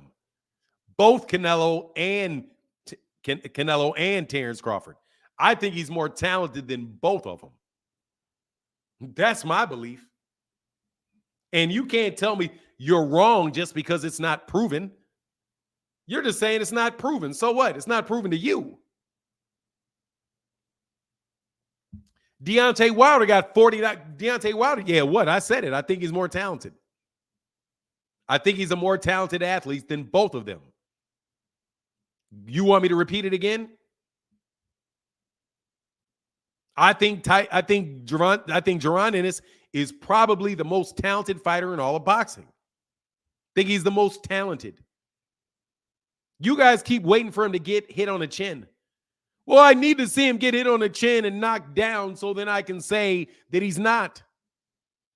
I think he's the most talented fighter in boxing. Oh, maybe him and Gervonta. Kind of in between him and Gervonta. Maybe Gervonta in a different way. But I think he's one of the most talented fighters in boxing. The most talented fighter in boxing. The most talented fighter in boxing. That's what I think. And he's highly skilled. You can't tell me he's not skilled. I mean, what can you tell me that he can't do? I need to know. What can you tell me that Jaron Ennis can't do? What doesn't he have other than experience? And even then, he's got it. He's got 31 fights. He's like the anti-Jaime Munguia. Everybody is trying to fight Jaime Munguia. And Jaime Munguia's team got every excuse under the sun about why Jaime Munguia don't need to fight him. But Jaron wants to fight these guys, and y'all all got excuses about why, oh, no, they don't need to fight. There's not enough money. He's not proving himself. I think you're giving him the Floyd Mayweather Jr. treatment already, is what I think. Only difference is that these guys won't get in the ring and fight him. That's what I think. And there's nothing illogical about it. Nothing illogical about it. I agree. Yeah, I mean, look, here's the thing. Chosen Game said, I agree Boots is different, but I don't think he can beat Bud yet. That's fair. If you don't think he can beat Bud, that's fine. That's fair. I can understand why you would say that you don't think so. But saying what I'm saying is ridiculous. That's something altogether different. Thinking this clown that Rick Glazer keeps sending me is going to do anything but get bodied on this channel is foolishness. That's ridiculous. How you prove yourself if they won't get in the ring? Exactly, but that's what they want. That's what my guy said. The paradox? That's the paradox. The experience paradox. If you don't have the experience, you don't deserve the fight. If you don't deserve the fight, you don't get the experience. If you don't get the experience, you don't deserve the fight. You don't get the fight, you don't get the experience. You don't get the experience, you don't deserve the fight. And they're going to run around and round in that circle forever. I'm sorry. As soon as you become the mandatory, and you are 31-0 with 28 knockouts, that experience stuff doesn't matter. You got to fight that man. He's passed every required test to get a shot at the title. The titles are with Terence Crawford. He deserves the fight. I don't want to hear it. Jaron Ennis deserves a fight with Terence Crawford every bit as much as Terence Crawford deserves one with Canelo Alvarez. Every bit as much. The only question is whether or not Terence Crawford is willing to give it to him and whether or not you accept his justification for it. And his justification is money. Money and notoriety, which are good justifications. They are solid justifications. Every bit as much. Every bit as much. He is the mandatory to that title. If Terence, if you don't want him to deserve it, you know how Jaron will not need it as much, will not deserve it as much if Terence Crawford drops that belt. If he drops the belts and leaves, then you're right. He doesn't deserve it every bit as much as Canelo, as Terence deserves Canelo. Not every bit as much if he drops that belt. But if he's got that belt, sorry, that's a mandatory challenger. That's how boxing works. That's just like Gervonta Davis when people say, well, why would you fight Rolly Romero? That's his mandatory. Why should Terence Crawford fight Sean Porter? That's his mandatory.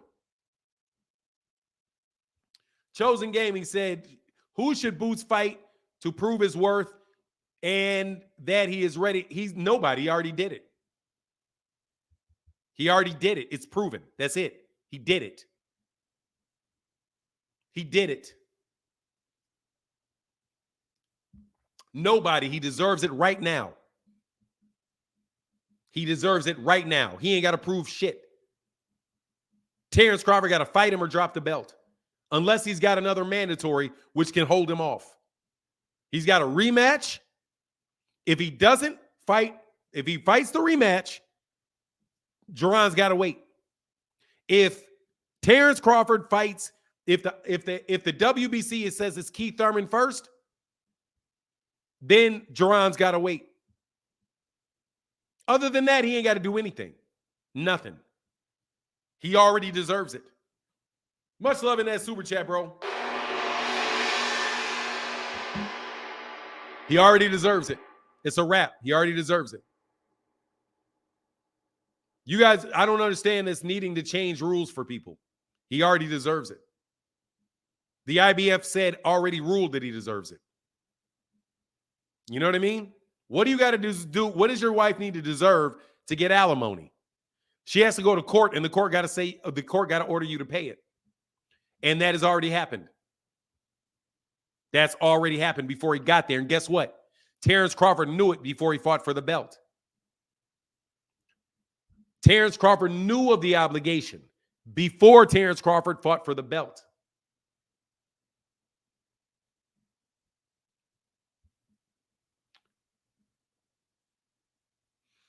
If Crawford fighting Canelo or Jamel at 160, he's not going to get. See, this is what I'm telling you. Nicholas Dolke, I don't understand why people call me a Terence Crawford hater. Jeez Louise. And I'm legitimately on this. You people. These channels must really make money because they waste a conversation. Crawford is not, look, dummy. He already said he would stay at 147. What do you mean? He did not say he wouldn't stay at 147. He didn't say that. He said he would stay at 147 for Gervonta Davis. And why you counting my money? Not a lot. Let me tell you how much money I made in this live stream. Nothing. It's not true. Very little. No, he didn't. He said he would stay at 147 for Gervonta Davis. That's what he said. What he said was he's not going to fight Jaron Ennis. Ever. no matter what the weight class is. That's what he said. He said he would fight Gervonta Davis at 147. Did you miss that? Maybe you should let me do the talking and you just shut up. Maybe we should do that. He said he will never fight him because it's not worth. He's already done enough in his career. He doesn't need him. And he's a very, very smart man for saying that because he's got 1 year at the most of that being a competitive fight. 1 year. 2 years is stretching it for a fight between Jaron Ennis and Terence Crawford even being competitive. Because let me tell you the one thing that Jaron Ennis has in spades that these guys don't. Age. He's 26. He's fresh as a daisy. Fresh as a daisy. Makes the weight very, very easily. And is ultra skilled. Ultra skilled. Terence Crawford does not possess more tools than he does. He possesses more experience. He doesn't possess more skills, more tools, or more talent, or more youth than he does. And the question between Terence Crawford and Jaron Ennis is, where are they in their paths? They're both here. They're here and here. Woo.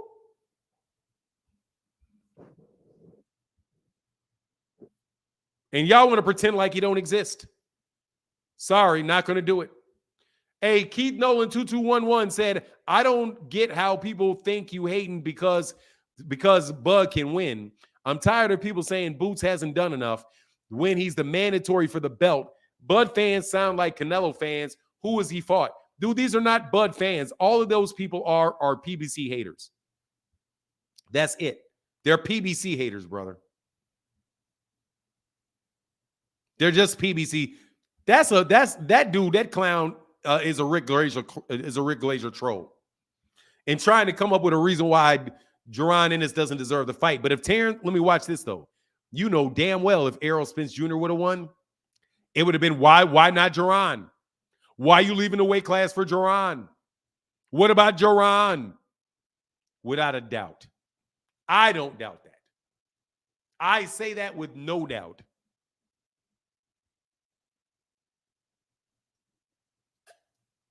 Man, shut your dumb ass.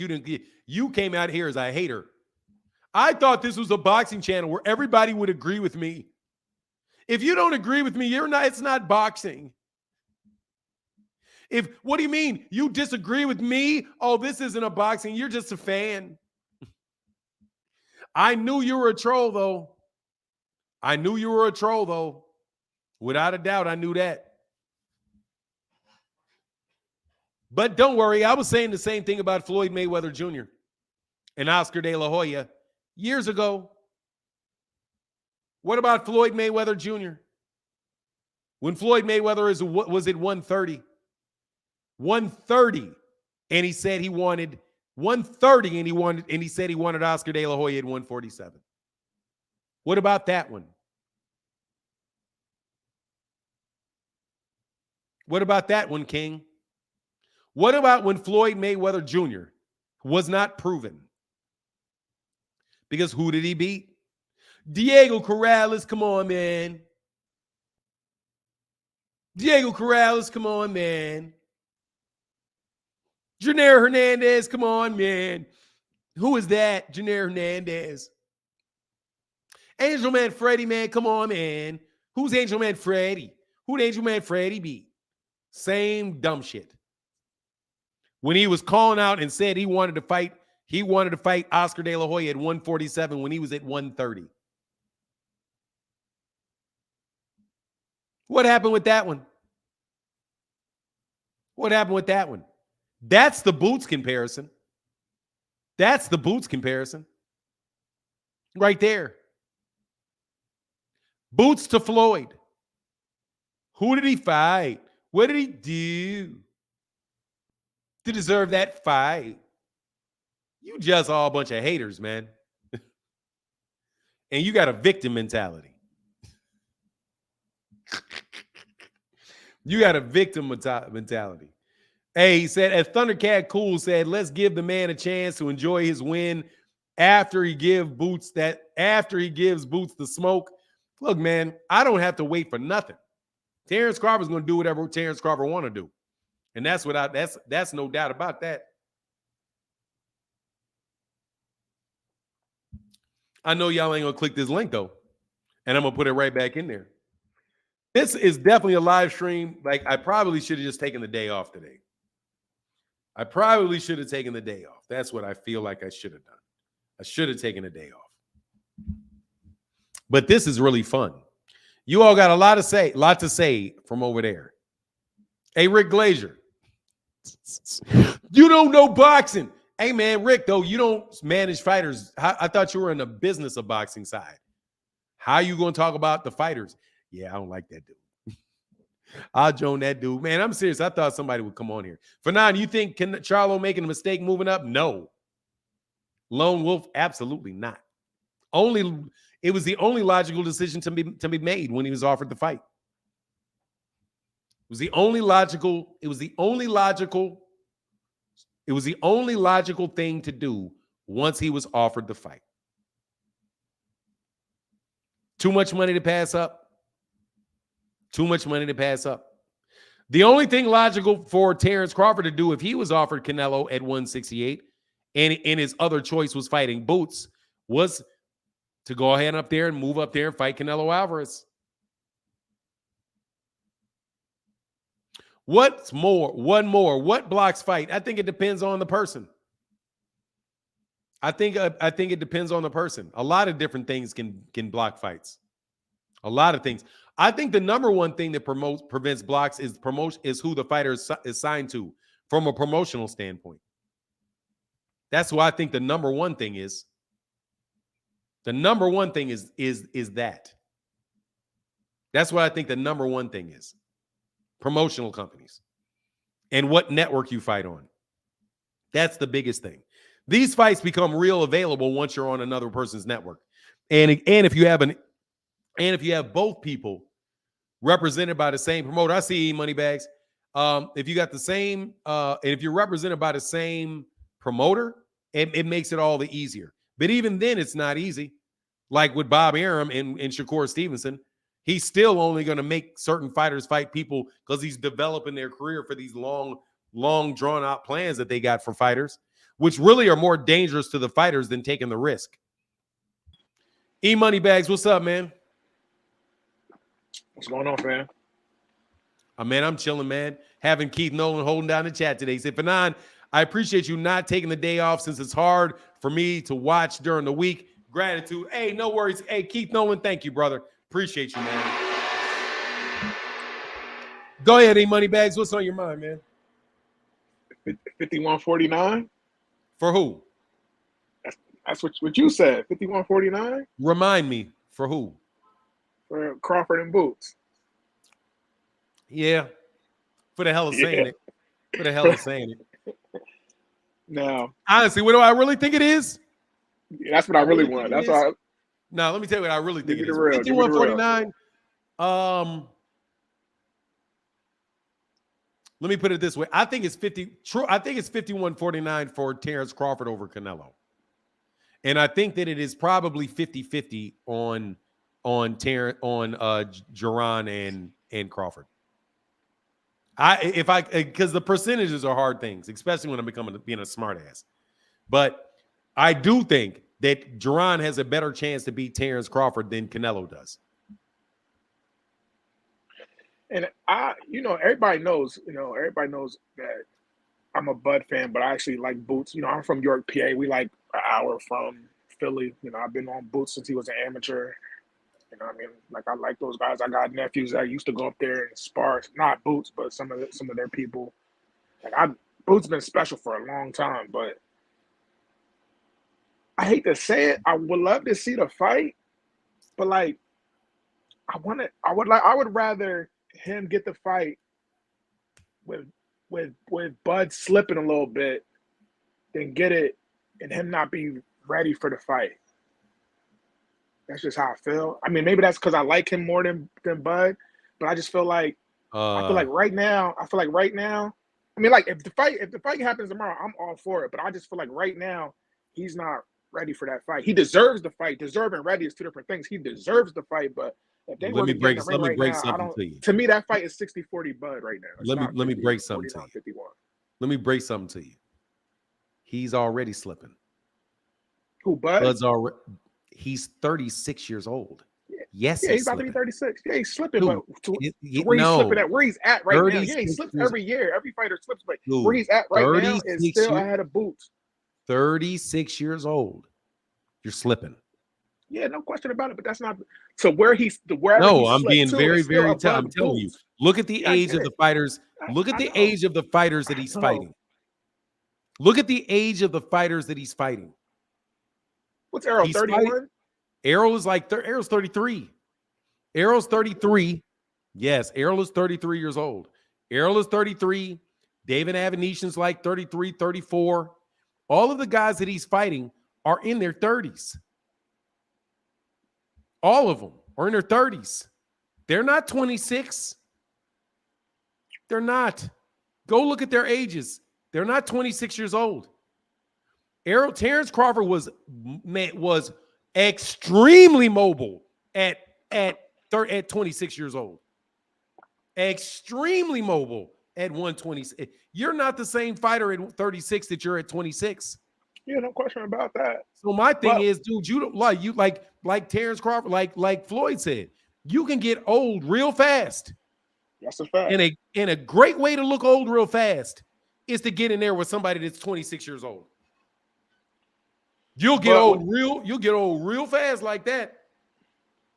So, but okay, so like the tone you have isn't 51-49 that you making it seem like it could get ugly. I just said let me tell you, I mean this shit, dude. I am 54 years old. When Michael Jordan was the best player in the NBA, and this kid from Memphis came out, went pro. These dudes told me, bro, I'm telling you, Michael Jordan can't do shit with Anthony Hardaway. Anthony Hardaway was a junior at University of Memphis when they said, man, I'm telling you, there's no way he's going to be able to stay in front and defend Anthony Hardaway. Dog, until Anthony Hardaway got injured, dude, man, Penny was doing Michael Jordan so fucking nasty.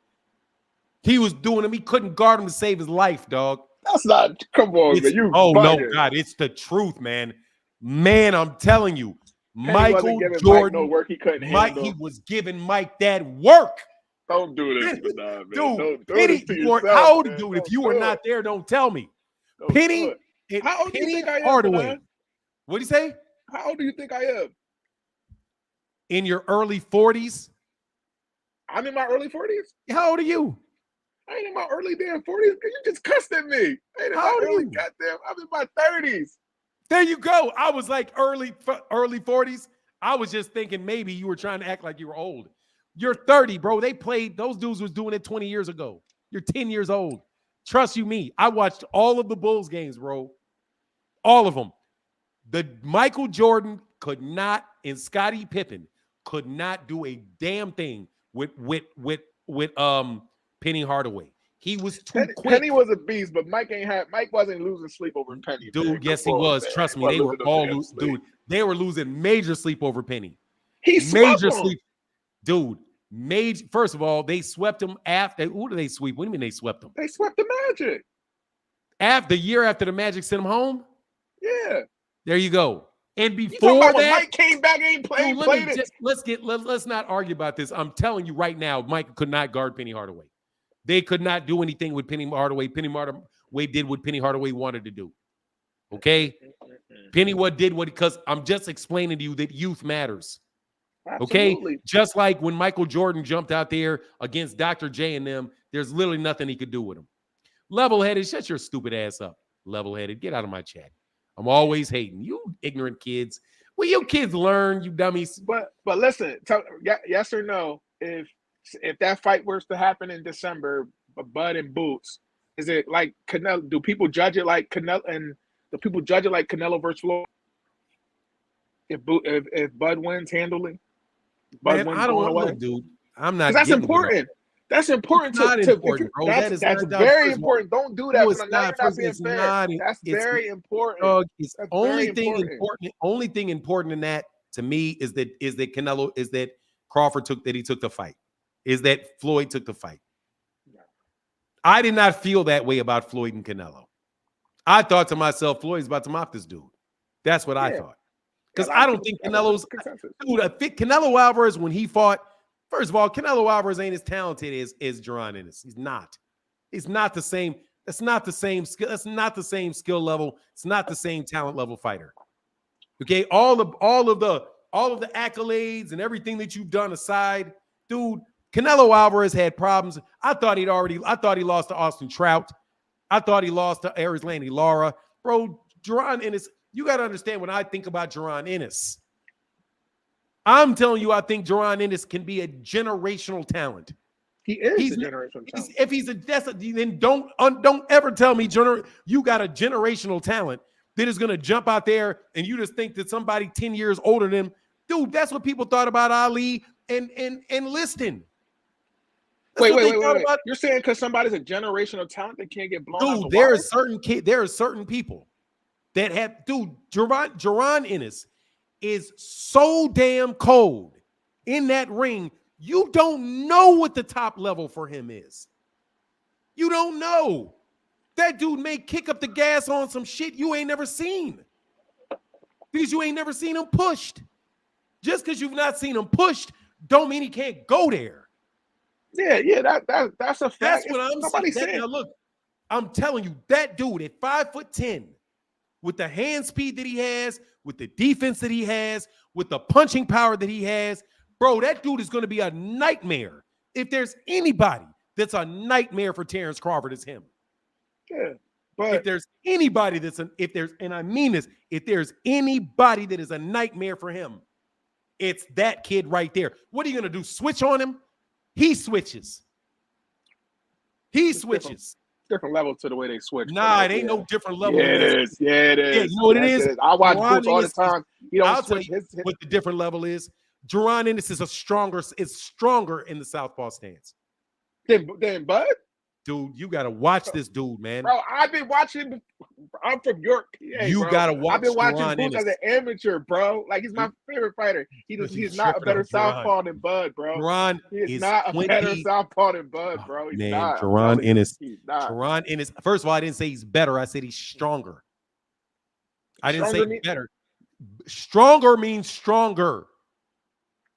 Stronger. You trying to get funny with the words, but when you said that, you mean he's not funny. So if they're both at southpaw, better. You know, better and stronger mean two different things. But you like Bud, you like Jaron at southpaw against. If they're both at southpaw, who got the edge? I mean, that's the question. What I'm telling you is this.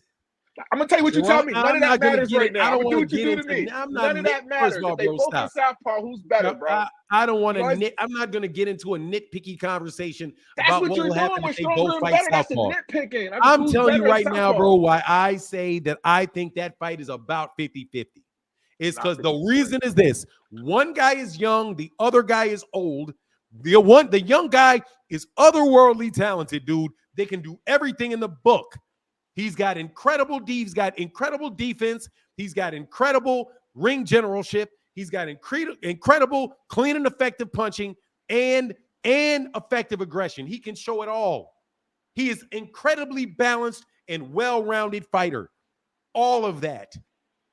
And then you got another guy that is very, very well-rounded in all of those things. But the problem is he's smaller, he's shorter, smaller, slower, and older. And you can jump in there with a 26 years old and you think you fast until you get in with a young dude who is like, God dang, this dude's fast. All of a sudden, Muhammad Ali starts getting hit by guys that are younger than him.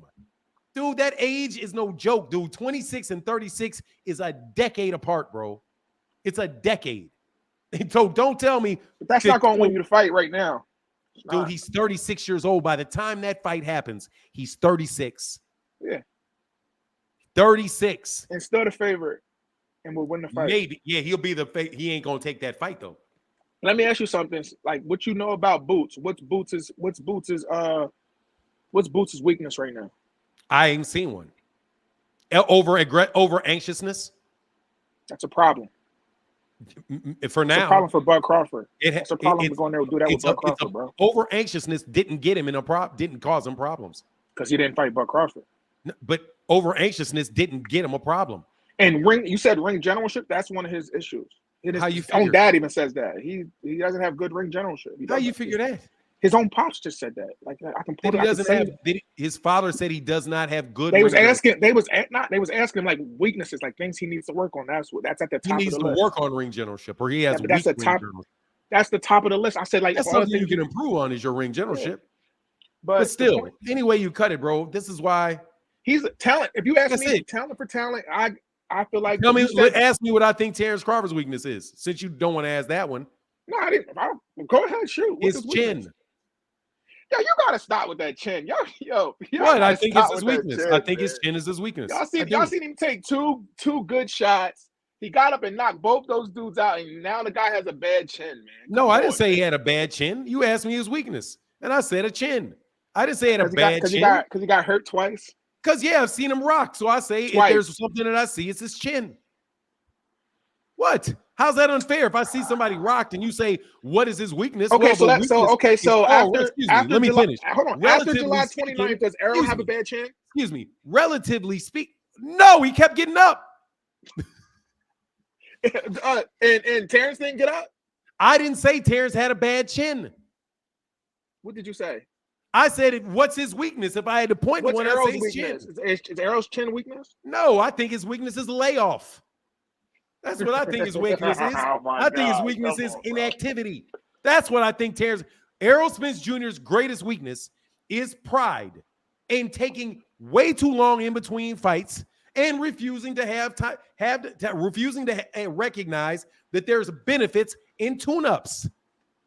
You think Errol Spence Jr.'s the biggest problem I have with Errol Spence Jr. is the strategy that he used in between fights where it took him forever to fight. I think that's a weakness. I think he should have fought. I think instead of having 28 fights, I think he should already have 36 fights.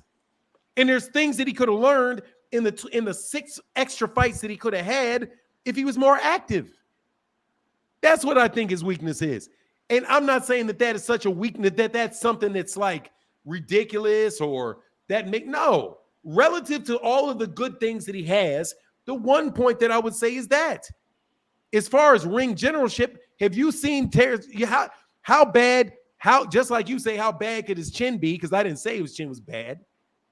I just said that it could be a vulnerability. That's what I mean by it anyway. You're talking about Jaron Ennis' ring generalship. How big a problem could it possibly be if he's never lost a round? He never lost a round.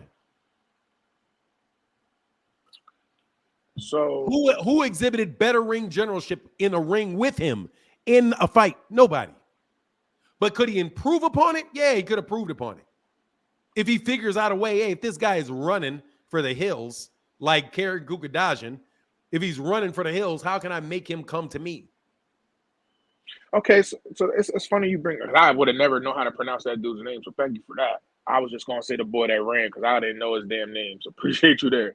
That was one of the fights where he ran. No doubt he woke up and told everybody his job was to survive. He didn't want to engage. But when you watch that fight, because I think I watched that fight when you were doing your live. You live stream that fight, right? Mm-hmm. Yeah, I watched that fight while watching your live stream. Do you remember at any point on that fight, Boots having that man on the ropes? Who? Don't make me say that man's name. Yeah, yes, I do. Kadajian. Yes, absolutely. I remember that. Boots just laid into him on the ropes because I watched that fight a couple times and I don't. Yeah, I Boots saw him never really cut him off. Dude, I saw him against the ropes. Dude, let me tell you, man. If the dude runs around, good luck. What you want me to say? He didn't lose a round. Did you see him lose a round? Then what's the deal? He won every single solitary round of that fight, bro. You can't he complain. did. No, hold on. Hold on. You can't You're not gonna let me complain. talk? No, I mean you can said talk no. complaining about rounds he won. We can't complain about rounds we won. We're watching a fight. What do you mean? He could have did better. You can win a round and him. Yeah, he could have knocked better. him out in the first round. He could have cut him off. His own dad. He can do better. Like he won the round. He won it 12-0. Yes, you can do better. Yes, you can do way better. How? So okay, watch this. How do you do better than? How do you do better Let me go. than a total shutout, man? You ready? He won every round. Every round of that fight. It wasn't even close. No, hold on. Nobody judged the round. Did he get criticized after that fight? Yes or no? Yeah, he got criticized. So if somebody won every round and got criticized, it means people seen things that he could have done better. Really? Yes, absolutely. Okay, so let me ask you a question. How many rounds did Deontay Wilder win against Robert Helenius in the last fight? I mean, did he get knocked out in the first or the second? Exactly. People that still criticize. What we're talking about. People still criticized him. What did they criticize? It has a lot to do with it because he got criticized for a first round knockout. What I'm trying to tell you is people can criticize whatever they want to criticize. I can tell you a bunch of fights where people had the entire fight, they still criticized him. Terence Crawford won entire fights and still got criticized. Yuriorkis Gamboa, I don't think he lost a round against Yuriorkis Gamboa. He got criticized. Didn't he? He didn't lose the round he got knocked down in? No, he didn't get knocked down. But I do believe he hurt Yuriorkis Gamboa. He hurt Yuriorkis Gamboa, got up, and I think he may have stopped him the same round. But whatever the case was, he got criticized for a fight that he got criticized for that. How is somebody criticizing somebody? Matt Jones, you're full of shit. People criticize him all during the round. What do you mean? Matt Jones? He got criticized the entire round by the commentators. Whoa, my God, he needs to come forward. He keeps backing up. And oh, look at Robert Helenius is doing. He got criticized. You're frozen, E-Moneybags. I'm not frozen. I was okay. Go ahead. Talking to the bull. I was letting you talk to the bull. Nah, but the point I was making, because like I watched that fight. I watched it a couple times. Like that fight showed, like I said, he won every round. But the Boots got some things to work on. And I'm not saying he's not ready for Bud. Does he deserve Bud right now? Absolutely. I'm a person. I'm not one of those. I don't got to see him fight Thurman.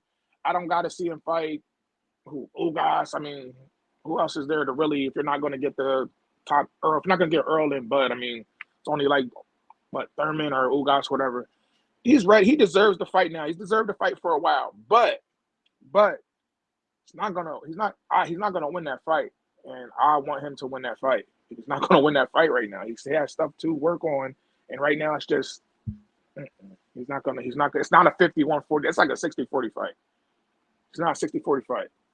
And I guarantee if those odds would come out tomorrow, they would resemble 60-40. Mm-hmm. They would not be no. Let me ask you a question, bro. What were the odds on Ali versus Liston? Bro, I was born in 87, bro. Let me look it up. I know Sonny was a big favorite. No, you got to understand, bro. I was going to kill him. Muhammad Ali, Cassius Clay versus Sonny Liston odds. Clay was an 8-1 underdog. 8-1 underdog. Yeah. And whoop that man like he stole something. Wasn't a close fight, the first one. Wasn't the first class, the second one. You know why it wasn't a close fight? Because one guy was a 22-year-old, fresh as a daisy guy with very fast hands, very fast feet. And Sonny Liston was an older man that was way too slow to catch him. People did not give Ali any chance whatsoever to beat him. Do you know what the chances with Ali and George Foreman were? The odds for that one? Big odds against Ali in that one too. What I'm telling you is I'm not. There's always a risk when you say that somebody's unproven, and you judge it based off the fact that you think he's unproven. Muhammad Ali had been knocked down by Henry Cooper, dropped by Henry Cooper, and he got up and knocked Henry Cooper out. I also think that he got hurt by a guy named Doug Jones. And people thought, oh, this was going to be easy when he gets in there with Sonny Liston. There's no way that he could have problems with Doug Jones and have problems with Sonny Liston and not get destroyed, and have problems with Henry Cooper and not get destroyed by Sonny Liston. And what wound up is that young man whipped the tar out that man. Because that man couldn't deal with his speed. He couldn't deal with none of the experience of Sonny Liston made a difference because he had never been in with, especially a guy that young, moving that fast, and speed kills. And say what you want about Jaron Ennis, he's got speed in my opinion, easily the fastest hands at welterweight. And punches with power with speed too. So don't fall into the oops trap. You know what I'm saying? That oops trap. Oh, he was better. Because guess what? Because when people say that somebody's unproven, there's a chance that he's not as good as you think. But on the flip side, there's a very real chance that he's a lot better than you think. So let's analyze it this way. What if Jaron Ennis is 50% better than you think he is? Then what happens to Terence Crawford? And this is my point is he deserves I would like to understand that. What if because we say we haven't seen enough of him? Because that's the only argument that somebody can have for saying he's going to lose to him. It's nothing you've actually seen him do in the ring. It's not like you can say he doesn't have a chin, he doesn't have the footwork, he doesn't have the technical skills, he doesn't have the defense. You can't say anything that about Terence Crawford. You can't say anything like that about Jaron. You can't say that he doesn't have any of those things. Since you can't say we never seen him take a crazy shot. You can't say that he doesn't have a chin either because you've never seen him hurt. Right. So you can't say he doesn't have a chin because you've never seen it. You can't say that the man can't box. On the back foot, he can. You've seen it. You can't say that he can't come forward and fight on the inside. You've seen it. You can't say that he doesn't have defense. You've seen it. Yeah. So the only we know all that, but the only thing that you can say about him, the only thing that I can say about him is that I don't know what will happen if he fought Terence Crawford. That's it. But what if he's better than I think he is? Like Jordan. People thought Michael Jordan he's really good player of the year coming out of college. He's the number 3 draft pick. And people are like, oh, in this rookie year, man, the dude was way better than they thought he was. Way better than he thought he was. Muhammad Ali, the problem with Cassius Clay was that he was way better than people thought he was. So though I'm not dismissing the fact that Jaron Ennis could be way better than I think he is. Way better than I think he is. Just like Terence Crawford turned out to be better than I thought he was. Because I've always thought Terence Crawford was a great fighter. Always. Didn't see him fight on the inside. Just saw him fight on the inside, which is something that he has. So I'm iffy on what's going to happen. But I'm telling you I'm not picking against Boots. Because I ain't about to get caught out there like y'all. Y'all about to get caught out there on that boy. I'm telling you. Because he's going to put a otherworldly ass whooping on Keith Thurman. You got to wait around for him to put that otherworldly ass whooping on Keith Thurman. Then you're going to be like, well, that's Keith Thurman. He's already lost to this guy. There's nobody he can fight that is going to prove to anybody that he can beat Terence Crawford other than beating Terence Crawford. That's a fact. And Bud deserves that. Deserves that. Hey, Matt Jones, I'm going to throw you out because you keep lying on me. So you got to go. That's my take. Matt Jones, you're like the third lie in a row. I've never compared Terence Crawford, Errol Spence Jr. to Muhammad Ali. I've never done that. You've never heard me say that. I've never compared the man to Floyd Mayweather. I've never done that. I compare Errol Spence Jr. to guys like Roberto Duran, guys like Marvin Hagler. I compare them to those guys. I don't compare him to guys like Cassius Clay. Yeah. Now, I never I don't see them. Dumbass up. You guys just out here lying. You don't know. First of all, I think the Errol Spence Jr. is every bit as good as I've ever said he is. Terence Crawford won a fight. Bozo, you can't steal. You can't in one breath call Errol Spence Jr. a scrub and then give Terence Crawford credit for beating him. I have to give Errol Spence Jr. full credit in order to give Terence Crawford his full credit. That's how it works. But go ahead. I'm sorry, you money bags. That's all good, man. Do what you gotta do.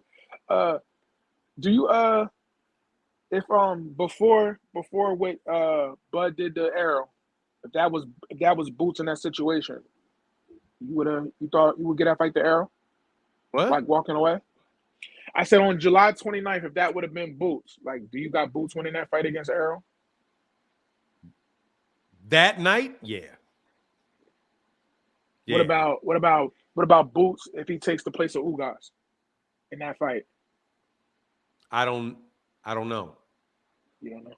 Because honestly, man, I think to me, and I don't like to say it, but it is what it is. I don't think Errol was right going into that fight. I don't think he was. He didn't look right. He didn't look right. And I don't like to do it just because I don't like to do it. But no, I mean, if you to be honest with you, do I think Jaron Ennis that night beats Errol? Yeah, I do. Do I think I was cool? I don't know about the Ugas, and I've always said that. I don't know. I just think Errol. I just think Errol didn't look right.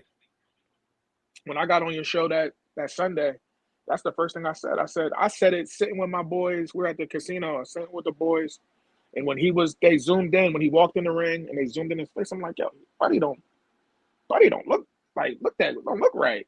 And that's the first thing I said before Bud even came out with Eminem. I said, Buddy don't look right. Like Buddy don't. Even when they had him in the back hitting the mitts, I'm like just something just was off. Couldn't tell you what it was. Something just didn't look right. And I can admit that. I don't got no problem with that. That's why I'm cool with them going up to 154.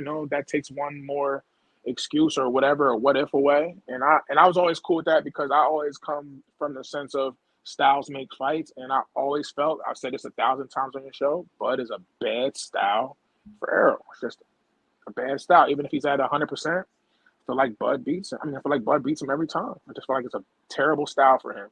What's he great at? Bud can neutralize. You know what I mean? That's just how I feel about that. Yeah, I get you. Hold on one second. Jay Perez, this link is for you. Click the link or forever shut your ass up. Oh, should he calling you out? I am. I'm calling you specifically out. Since you show your face, I'm quite sure you'll show your face in this chat. I would love to respond to that statement. Would love to respond to that statement. What do you say? First you said Bud ducked Spence, and now he's ducking Ennis? Mm-hmm. That's what he says. But don't give it away because I'm quite sure you're quick enough to know that this dude is food if he shows his face up here for saying that. You may want to think before you may. Oh no, though you're full of shit then, because I will tell you this, Jay, in a minute. I said Terence Crawford ducked Errol Spence because he did. He turned down a fight and fought somebody else, and that is what you call that. Number two, I never said that Terence Crawford was ducking Jaron Ennis. You've never heard that leave my mouth. So I would like for you to apologize for that. Because I never said that Terence Crawford was ducking Jaron Ennis. Did you hear me say that Terence Crawford's ducking Jaron Ennis? E-money bags? I never said that.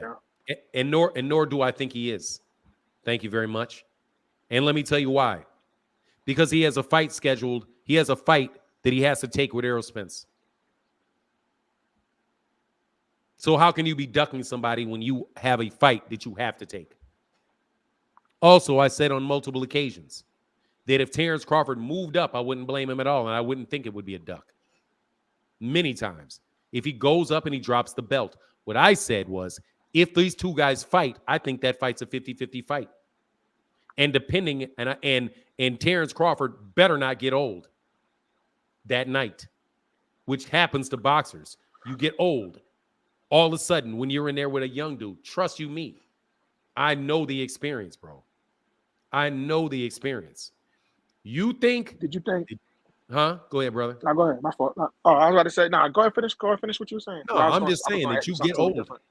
You get old. Do you think Bud's feeling himself too much by saying he would go up to 168? Man, I just think first of all, I don't judge Bud personally on any of it because he isn't bringing it up himself. Somebody asked, "Oh, would you do that?" "Oh, yeah, I would do that." That's just him asking a question, really.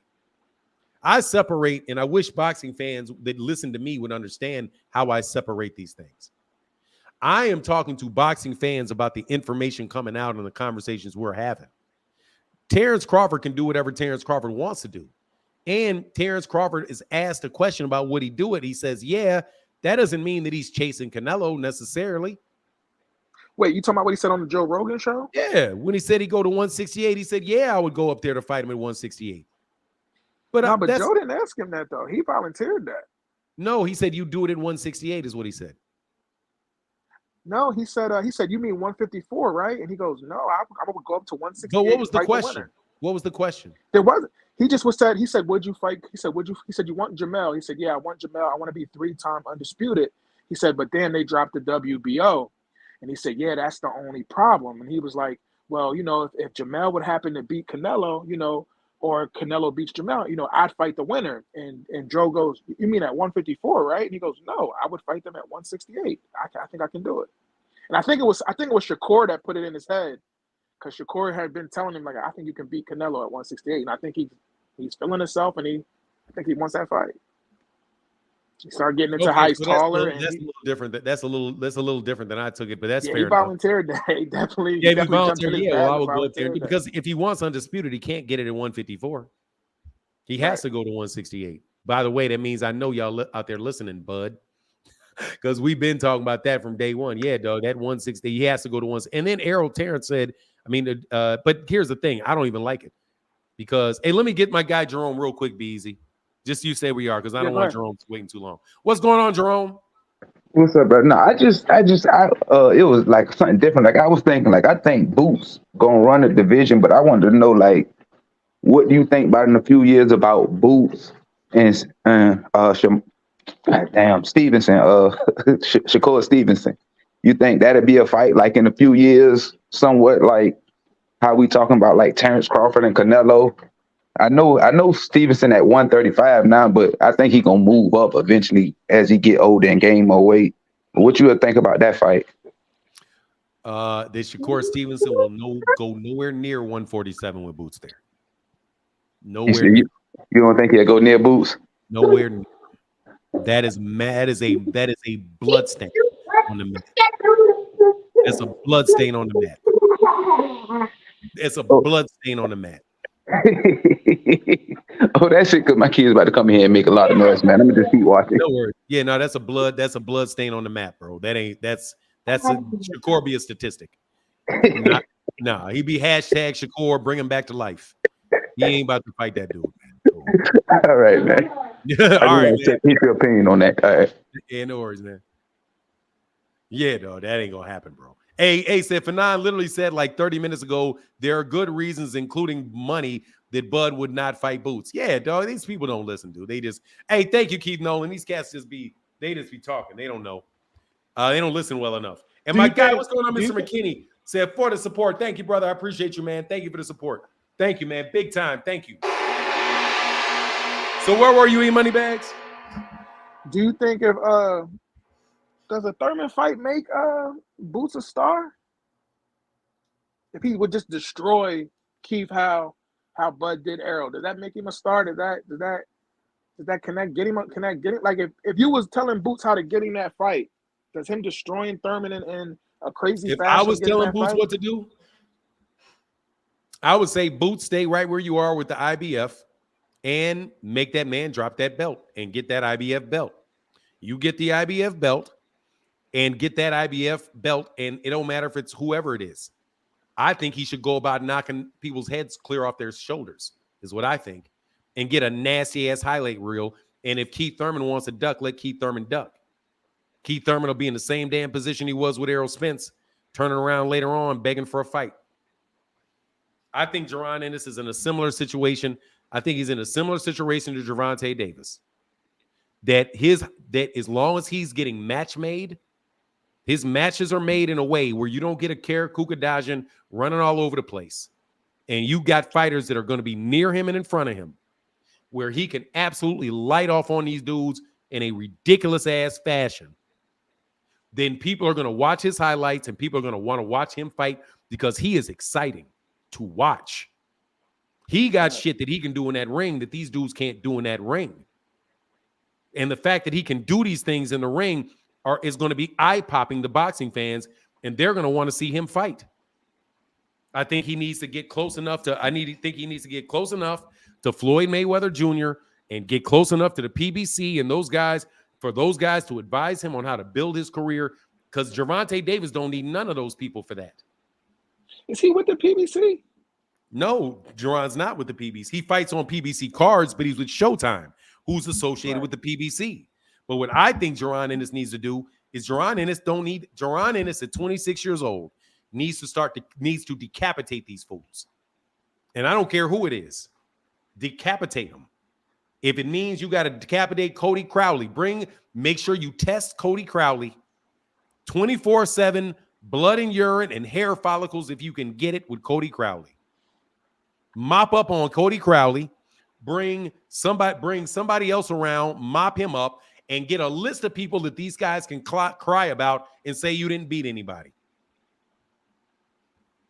And other than that, and eventually you're going to be a big star. People are going to come watch you fight. People are going to start talking about you because people are already talking about Jaron.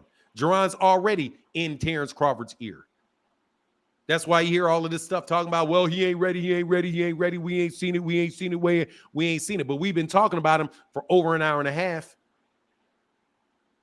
People want to see Boots. People like Boots. People know that's a special fighter. So I think he should take the Gervonta Davis route. When he gets a championship, knock the tar out of whoever he gets a belt with. Gervonta Davis didn't need to go run after Vasily Lomachenko or run after Devin Haney or Shakur Stevenson or Mikey Garcia. He didn't need any of that. He just needs to appeal to black people in his community, keep knocking people out, highlight real knockouts, and people are going to watch his fights, just like Deontay Wilder. Deontay Wilder became a star with highlight real knockouts. So with that being said, how bad of a job did they do by giving him the boy that ran on that undercard of that Tank fight? I think that was not a good matchup, but it didn't really matter because he came back and knocked the next dude out. But I think that I'm just saying because of the eyes that was, you know what I mean? Well, yeah, but I don't know as far as the matchmaking portion of it. I can't really speak on it because I looked at his fights. I never saw him run around like that. That dude just tried to survive and not get knocked out for a paycheck. I don't think you could have predicted that, but I don't know. Hey, I got one more guy right here. My bad. Money bags. Right, let me go hop to the next one, brother. Anytime, brother. Yeah. Always good talking to a true Terence Crawford fan. CWO, JP, how can I help you? Yeah, what's up, fella? I'm good, man. How are you? Nothing much? I'm good, man. I was just I just jumped in when y'all talking about Boots. I was watching some of his fights. I mean, to be honest, I haven't watched him that much, but from the few highlights I saw, the stuff that he's doing in the ring reminds me a lot of what Naseem Hamed used to do. I don't know if you remember him. Yeah, I remember Prince Cena, man. Yeah, as far as the entertainment factor, like he do a lot of the similar type of stuff that, a lot of antics and stuff that Naseem used to do in the ring, to get the crowd going. But obviously we know what, when Naseem got exposed, but obviously I'm not comparing him in that way. I mean, I think Jaron got like legit skills. He just chose to be entertaining about it. You know what I mean? But I don't know. That fight, like you said, the speed. You know, he's 26. Obviously, he got the speed edge. You know, I'm sure he got, let's say, the power. He probably got a little more power than Bud, but obviously Bud got the little, you know, obviously the experience edge. So he's probably, you know, seen more, been exposed to more. So yeah, it will be an interesting fight. It will be an interesting fight. But another thing I wanted to bring up is off the subject. Have you seen that kid that Floyd's been grooming? Carmel Moulton? That's his name. He kind of look a little bit like Tank, but bigger. Little Ray. I think he's smaller than Tank. But is it? Yeah, I think he's like 126. He's a little dude, man. Carmel Moulton, a real little dude. He's taller than Tank. Huh? He seems a bit taller than Tank. Like he's more like. He may be, but he's like, I think he's at like a 126 pounder. He's very real small. Yeah, but he's a really good fighter. Yeah, I like Carmel Moulton. Yeah, I haven't seen enough of him because I think he's still an amateur. Yeah, I think he's just about to turn pro now. But I just started watching his, you know, his training and some of his highlights. And I'm like, bro, I see why Floyd's jumping behind him like that, man. This kid like looks like he's legit. Yeah, he does. Yeah, but look, I want the thing with Prince Nassim Ahmed and Jaron. Yeah. Jaron may do that like every once in a while. Like he'll do some clowny shit like every once in a while, but nothing like Prince Nassim Ahmed. Like nothing like him. Like Prince Nassim Ahmed, and Prince Nassim Ahmed was getting dropped on a regular basis. Yeah. So Prince Nassim Ahmed was a lot less fundamentally sound. He was more gimmicky. He was more gimmicky with Prince Nassim. He was just doing that. Yeah, no doubt it was. Yeah. Hey, I got a guy right behind you, brother. But I appreciate you. Man. Yeah. All right, hey man, cool. Come back anytime. Oh, all right, Chick. Take you later, man. All right, peace. Where'd you go, Mr. Ortiz? I saw you right when I was gonna let you on. You jumped off. Where'd you go, man? I'm right here. As long as you ain't talking crazy, we can talk. Bomb Squad, much love, brother. Thank you, man. Appreciate you, brother. Thank you for that support, man. We're gonna take one more caller. We got about another half hour. Here's this link. You can hit it. Miguel Ortiz, how can I help you? What up, beloved? How you doing? Man, I can't complain about a thing, brother. How are you? I'm good, brother. All right, so I wanted to know how you felt about all right, so I don't think it makes business sense for Bud to fight Boots, but I do think Boots deserves a shot. So I do think Crawford should vacate for that. But do you see, I want to know, this is a question I want to know, do you see Tim Tszyu, whether it's in Australia or in America, as a bigger fight right now, business-wise, for Bud than Boots? No, I don't. Not even in Australia? I mean, in Australia, how much money are you gonna get fighting in Australia? And what's Tim Tszyu's cut gonna be on a pay-per-view in Australia? Because he be going overseas to fight where Tim Tszyu is from. That's a fact. So yeah, I've never really heard. All right, so legacy-wise then, right? Because then, my bad, I cut you off. My bad. No worries. Yeah, so business-wise, I wouldn't know because because Tim Tszyu ain't a big draw, and neither is Jaron Ennis at this point in time isn't either. Right, but one hand, either one. But Tim Tszyu does give Bud another belt in another division, and could possibly segue to the undisputed 154. So, like, if you were Bud, what would you do? Like, if Fanon was Bud, what would Fanon do right now? Tim Tszyu go fight Canelo Alvarez at 168 pounds. Oh yeah, of course. No, but that's not going to happen right now, right? Because let's say if Charlo wins, that's an automatic rematch. The same way Spence and Bud is tied up. We know they tied up throughout next year. That's just the business coming first. If Charlo happens to beat Canelo, they got to fight again. If Canelo beats, I'll tell you what I would do next if I was Terence Crawford. Yeah, after Spence. I would tell Bomac to stop acting like Terence Crawford doesn't. Errol Spence just doesn't have another shot in the fight coming up. Oh no, that's what I would do because his biggest. I think his rematch. You keep cutting me off, bro. My bad, Let me finish. Terence Crawford's biggest money fight is the rematch he has with Errol Spence. That's the biggest money fight he has thus far. That's the biggest money fight he'll probably ever get. You think? I don't believe. First of all, he goes fight Canelo. What's Canelo going to give him? A lot of money. Shit. Gonna give him about. He gonna probably make about 15 million fighting Canelo, because Canelo's taking all that shit. Because if I'm Canelo and you move up to fight me, Terence Crawford's moving up, dog. What you think you getting out of that? That fight maybe that fight does 1 million pay-per-views, maybe. But if it does 1 million pay-per-views, Canelo Alvarez is taking the lion's share of all of that. So he right now, I do believe, is going to get a good percentage on Errol Spence Jr. I don't know how that money works out, because he's going to get a bigger piece of a fight that, if you don't keep shitting on the fight, can do well. I don't know what he's going to get out of Canelo. I know Canelo going to make a lot of money, but that's Canelo. Canelo ain't playing on negotiation games with him. Canelo is beyond the A side in that one. They're all his belts, and he's the draw. So I don't really know if Terence Crawford is going to make any more money fighting Canelo Alvarez than Jermell Charlo is. You know what Jermell Charlo's purse is?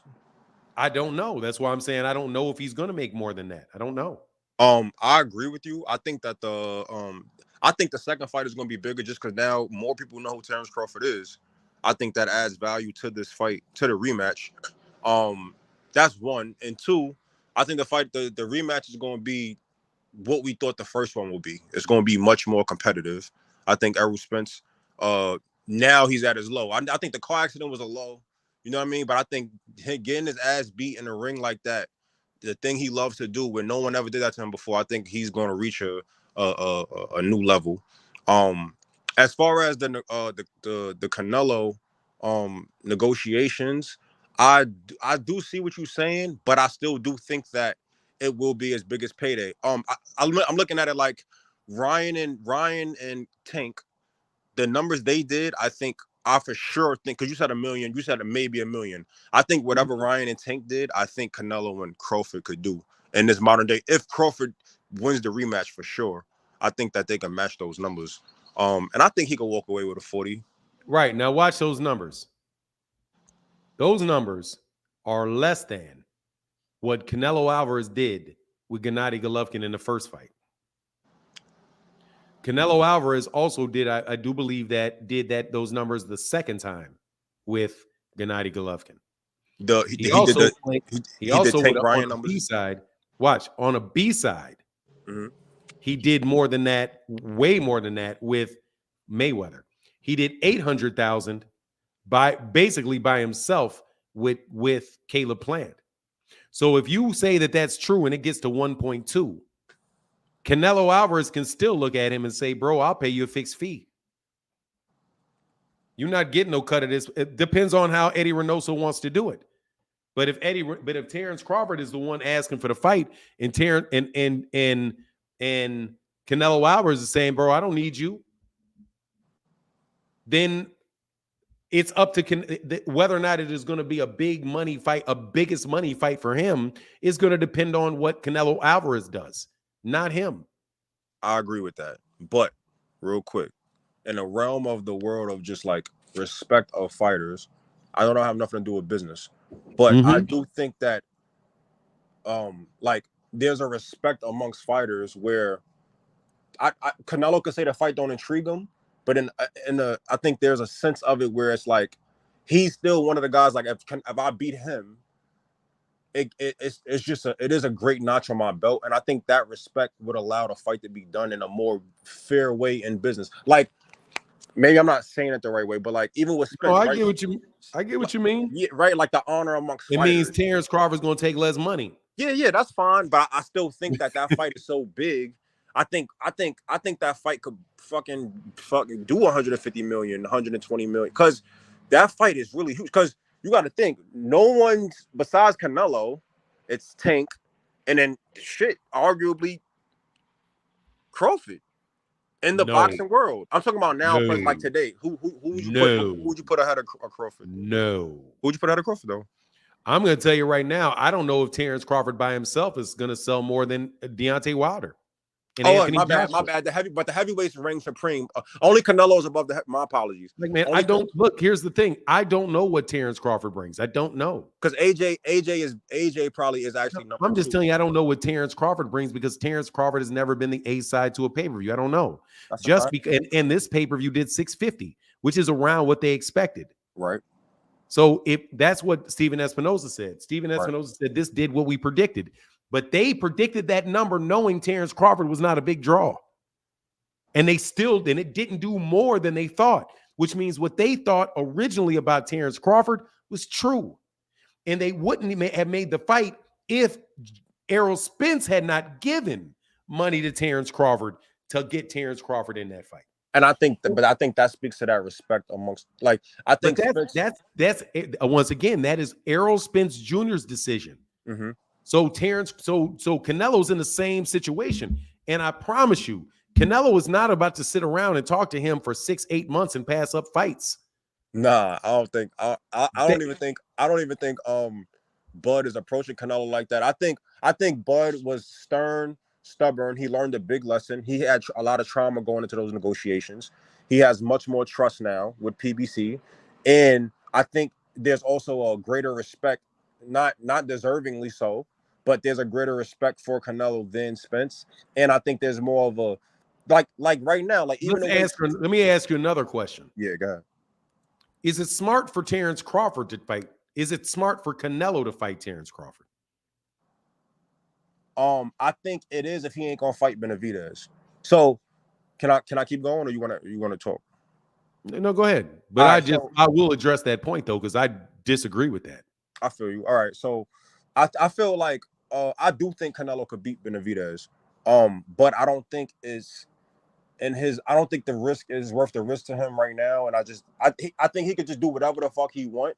So it's like, why fight the bigger dude? And when I could just keep making money and I could just keep being a rock star and keep being Canelo.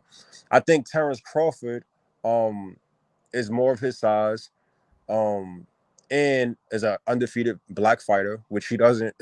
Those are the guys that he has problems with. And I just think Terence Crawford just wowed the world, bro. I think like right now in current pop fight culture, Bud is the name. You know what I'm saying? So I do think that just, he just jumped up the slots. That's how I see it. Joe, let me address those. That's not the feeling that I get. Okay.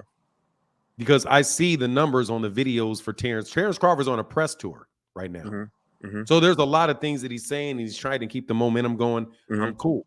But if you look at the fan interest really on the videos that are coming out strictly about Bud, it's no different. It's really not that big.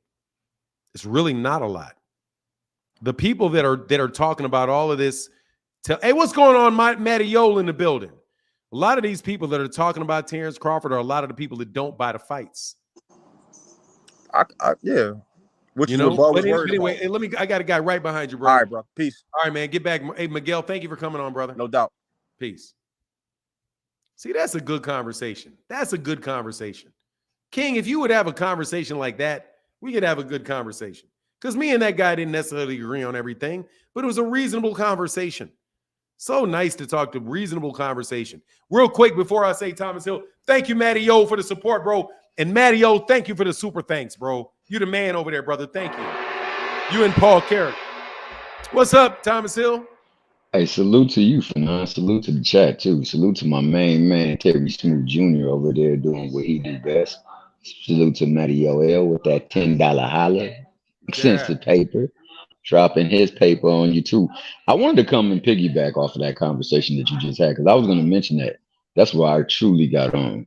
Mm-hmm. Because, I mean, I realize everybody's riding the wave of high that was the fight between Spence and Crawford, but everybody's talking about big money. Like they automatically assume that Terence Crawford is a draw right now. Terence Crawford has never been a big draw, so it's kind of hard to say how a fight will price out or how a fight will sell when you really haven't had a history of making big fights or doing big numbers. So, I mean, we can't get it twisted. The fight was made on the back of Errol Spence, and most of it was because of the the nostalgia of the not the nostalgia. I'm sorry, not the belts and having it become the first welterweight under the four belt era to be undisputed, and then it was Spence as well too. So I mean, I think to dismiss it to say like, well, he's got to look for money fights. He still has to do a rematch, and if he doesn't do the rematch, he has to see how his numbers will sell without it being Spence as his dance partner. Mm-hmm. I think I'm not sure. Like to me, I don't believe it's a foregone conclusion that he's just a big draw now. He's a fantastic fighter, but I don't know if he still is a big draw. So it remains for me. It remains to be seen how things move along because I know a fight with Boots might not do great numbers, but it's a great fight. It's a really good fight, and it's a fight I would love to see. I would even pay to see the fight because it's a good fight. But Yes, sir. I don't know. What do you think? Look, I think Terence Crawford is a great fighter, and I think that I would like to see any of these fights with him in it. I think there's just, but again, you don't just because you win a fight against a popular fighter, that doesn't necessarily make you a popular fighter. Buster Douglas. Yeah, and I don't, and I do not believe these people that these people that are talking about Terence Crawford so highly are people that are actually going to buy his fights. I don't believe it. I agree and with I that don't, statement. And I don't really know if Terence Crawford's any better known now than he has been before. Because when he was fighting he had more viewers on the fights that he had on ESPN, where he had sometimes 2 million people watch the fight, other times, 1 million people that watched his fights on ESPN, but that didn't translate into mass popularity for him.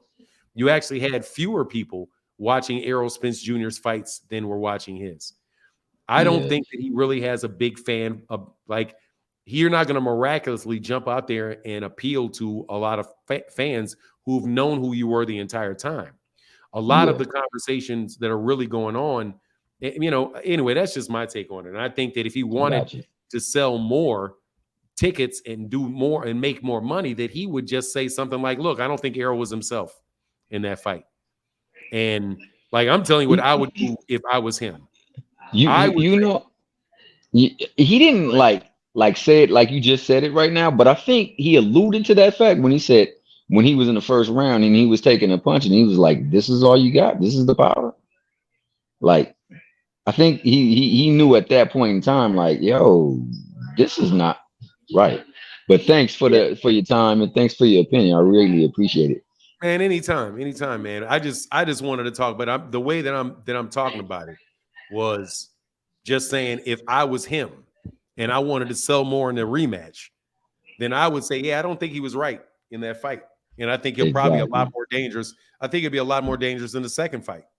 Oh, yeah. That way people would be like, oh, Terence said that he saw something wasn't right about him, and it may be different. Oh, yeah, it might be different. And that could increase more viewership. You're right. Interest. Yeah, you're right. Yeah, you're right. You're right. I don't think dumping on your opponent either way doesn't really work for you. You know what I mean? Yeah. Really doesn't work for you. But anyway, that's just my take. All right. Well, thank you so much. I greatly appreciate that, man. Have a wonderful day. Thomas. Come back again, brother. Thank you, man. Appreciate you. All right. Bye. Yes, sir. Yes, sir. Yes, sir. Yes, sir. Anyway, yeah, so that's just my take on it, man. That's my take on it. It is what it is, though. We'll see. We'll see, Z. And my guy, where's Matty Yo? Oh, yeah, I did. I got Matty Yo. Thank you. All right, so one more caller, and then I'm going to call it a day at noon on Saturday. You know we keep talking this boxing, brother. I go back to work. I got to go back to work. My phone is crazy saying what they want to say anyway, but I'm listening. Thank you, brother. All right, so one more cat that want to jump on, or young lady or lady that want to jump on. I would like to apologize for the year of criticism and the ridicule. Y'all are wild. The biggest fight for him is probably Tank if he could go down to 135 and fight Tank. Because Tank will probably take the fight at 135. But nah, man, you just do Tank. Jaron got to act. You got to be more like Tank if you want to be big. Got to be more like Tank. You got to be able to snooze cats, bro, and have just really, really entertaining fights. You know, Bug called out Tank, but scared to call out Haney. Oh my God, y'all, Jesus. Oh, jeez. Oh my God, man, you hilarious, bro. Thank you. I needed that joke. I definitely needed that. I definitely needed that joke, bro. I definitely needed that joke. Because that is pure unadulterated comedy right there. Pure unadulterated comedy. Come on, bro. He ain't going to 140. No, he's not. I said go down to 135. I didn't say go down to 147. Man, Tank would be nuts to go to 147. Fight Terence Crawford, man. For what? That is absolutely dumb on every single solitary possible level, man. Every possible level, that's dumb. No, yeah. Let me give you a 30. Let me give you this huge weight advantage. And go fight, man, please. Merch is dumb. Said Devin is the youngest undisputed champion. Yeah, everybody except is the youngest undisputed champion except for Ali and Floyd Patterson. And I also do believe somebody else even younger than that. But it is okay. Yep. Anyway, yeah, that's how y'all say it anyway. All right, man. I don't think anybody else is jumping on here. Thank y'all for coming by today. No joke. Greatly appreciate it, man. This is seriously was like a day off, though. Even though I worked, it still feels like a day off. So, man, that's wild how work is. When you really love what you do, like it's like, man, it's not a job if you really love it. I really love talking boxing with you. Yeah, I know you're. Hey, Frigga Flyer, I know you're kidding, man. We haven't had any Devin Haney smoke in a while. It has been over a month since I've been called a Devin Haney hater. Devin Haney. God, dog, it's over a month since I've been called a Devin Haney. Since I've been called a Devin Haney hater. I'm excited about that. So excited about it. But look, let me get out of here, man. Y'all enjoy the rest of y'all day. I'm out. Dude, he said, you're right. It doesn't feel like work. It just feel like, man, what would I be doing now if I wanted to do it? Talking boxing. I just can't get anybody to get up here and talk boxing with me but the normal cats. Because the dudes that want the smoke don't ever show up. Even though I'm here for 3 hours, they never show up because they don't want the smoke. But then other cats, yeah, you know what I mean? It is what it is, man. It is what it is. But I appreciate you guys supporting the channel. Really, really, really, really, really, I do. Glue Man Live. Thank you, brother. He said, peace out, bro. Great channel. Thank you, man. Thank you, Glue Man Live. Appreciate you. And with that, I'm out of here. Deuces.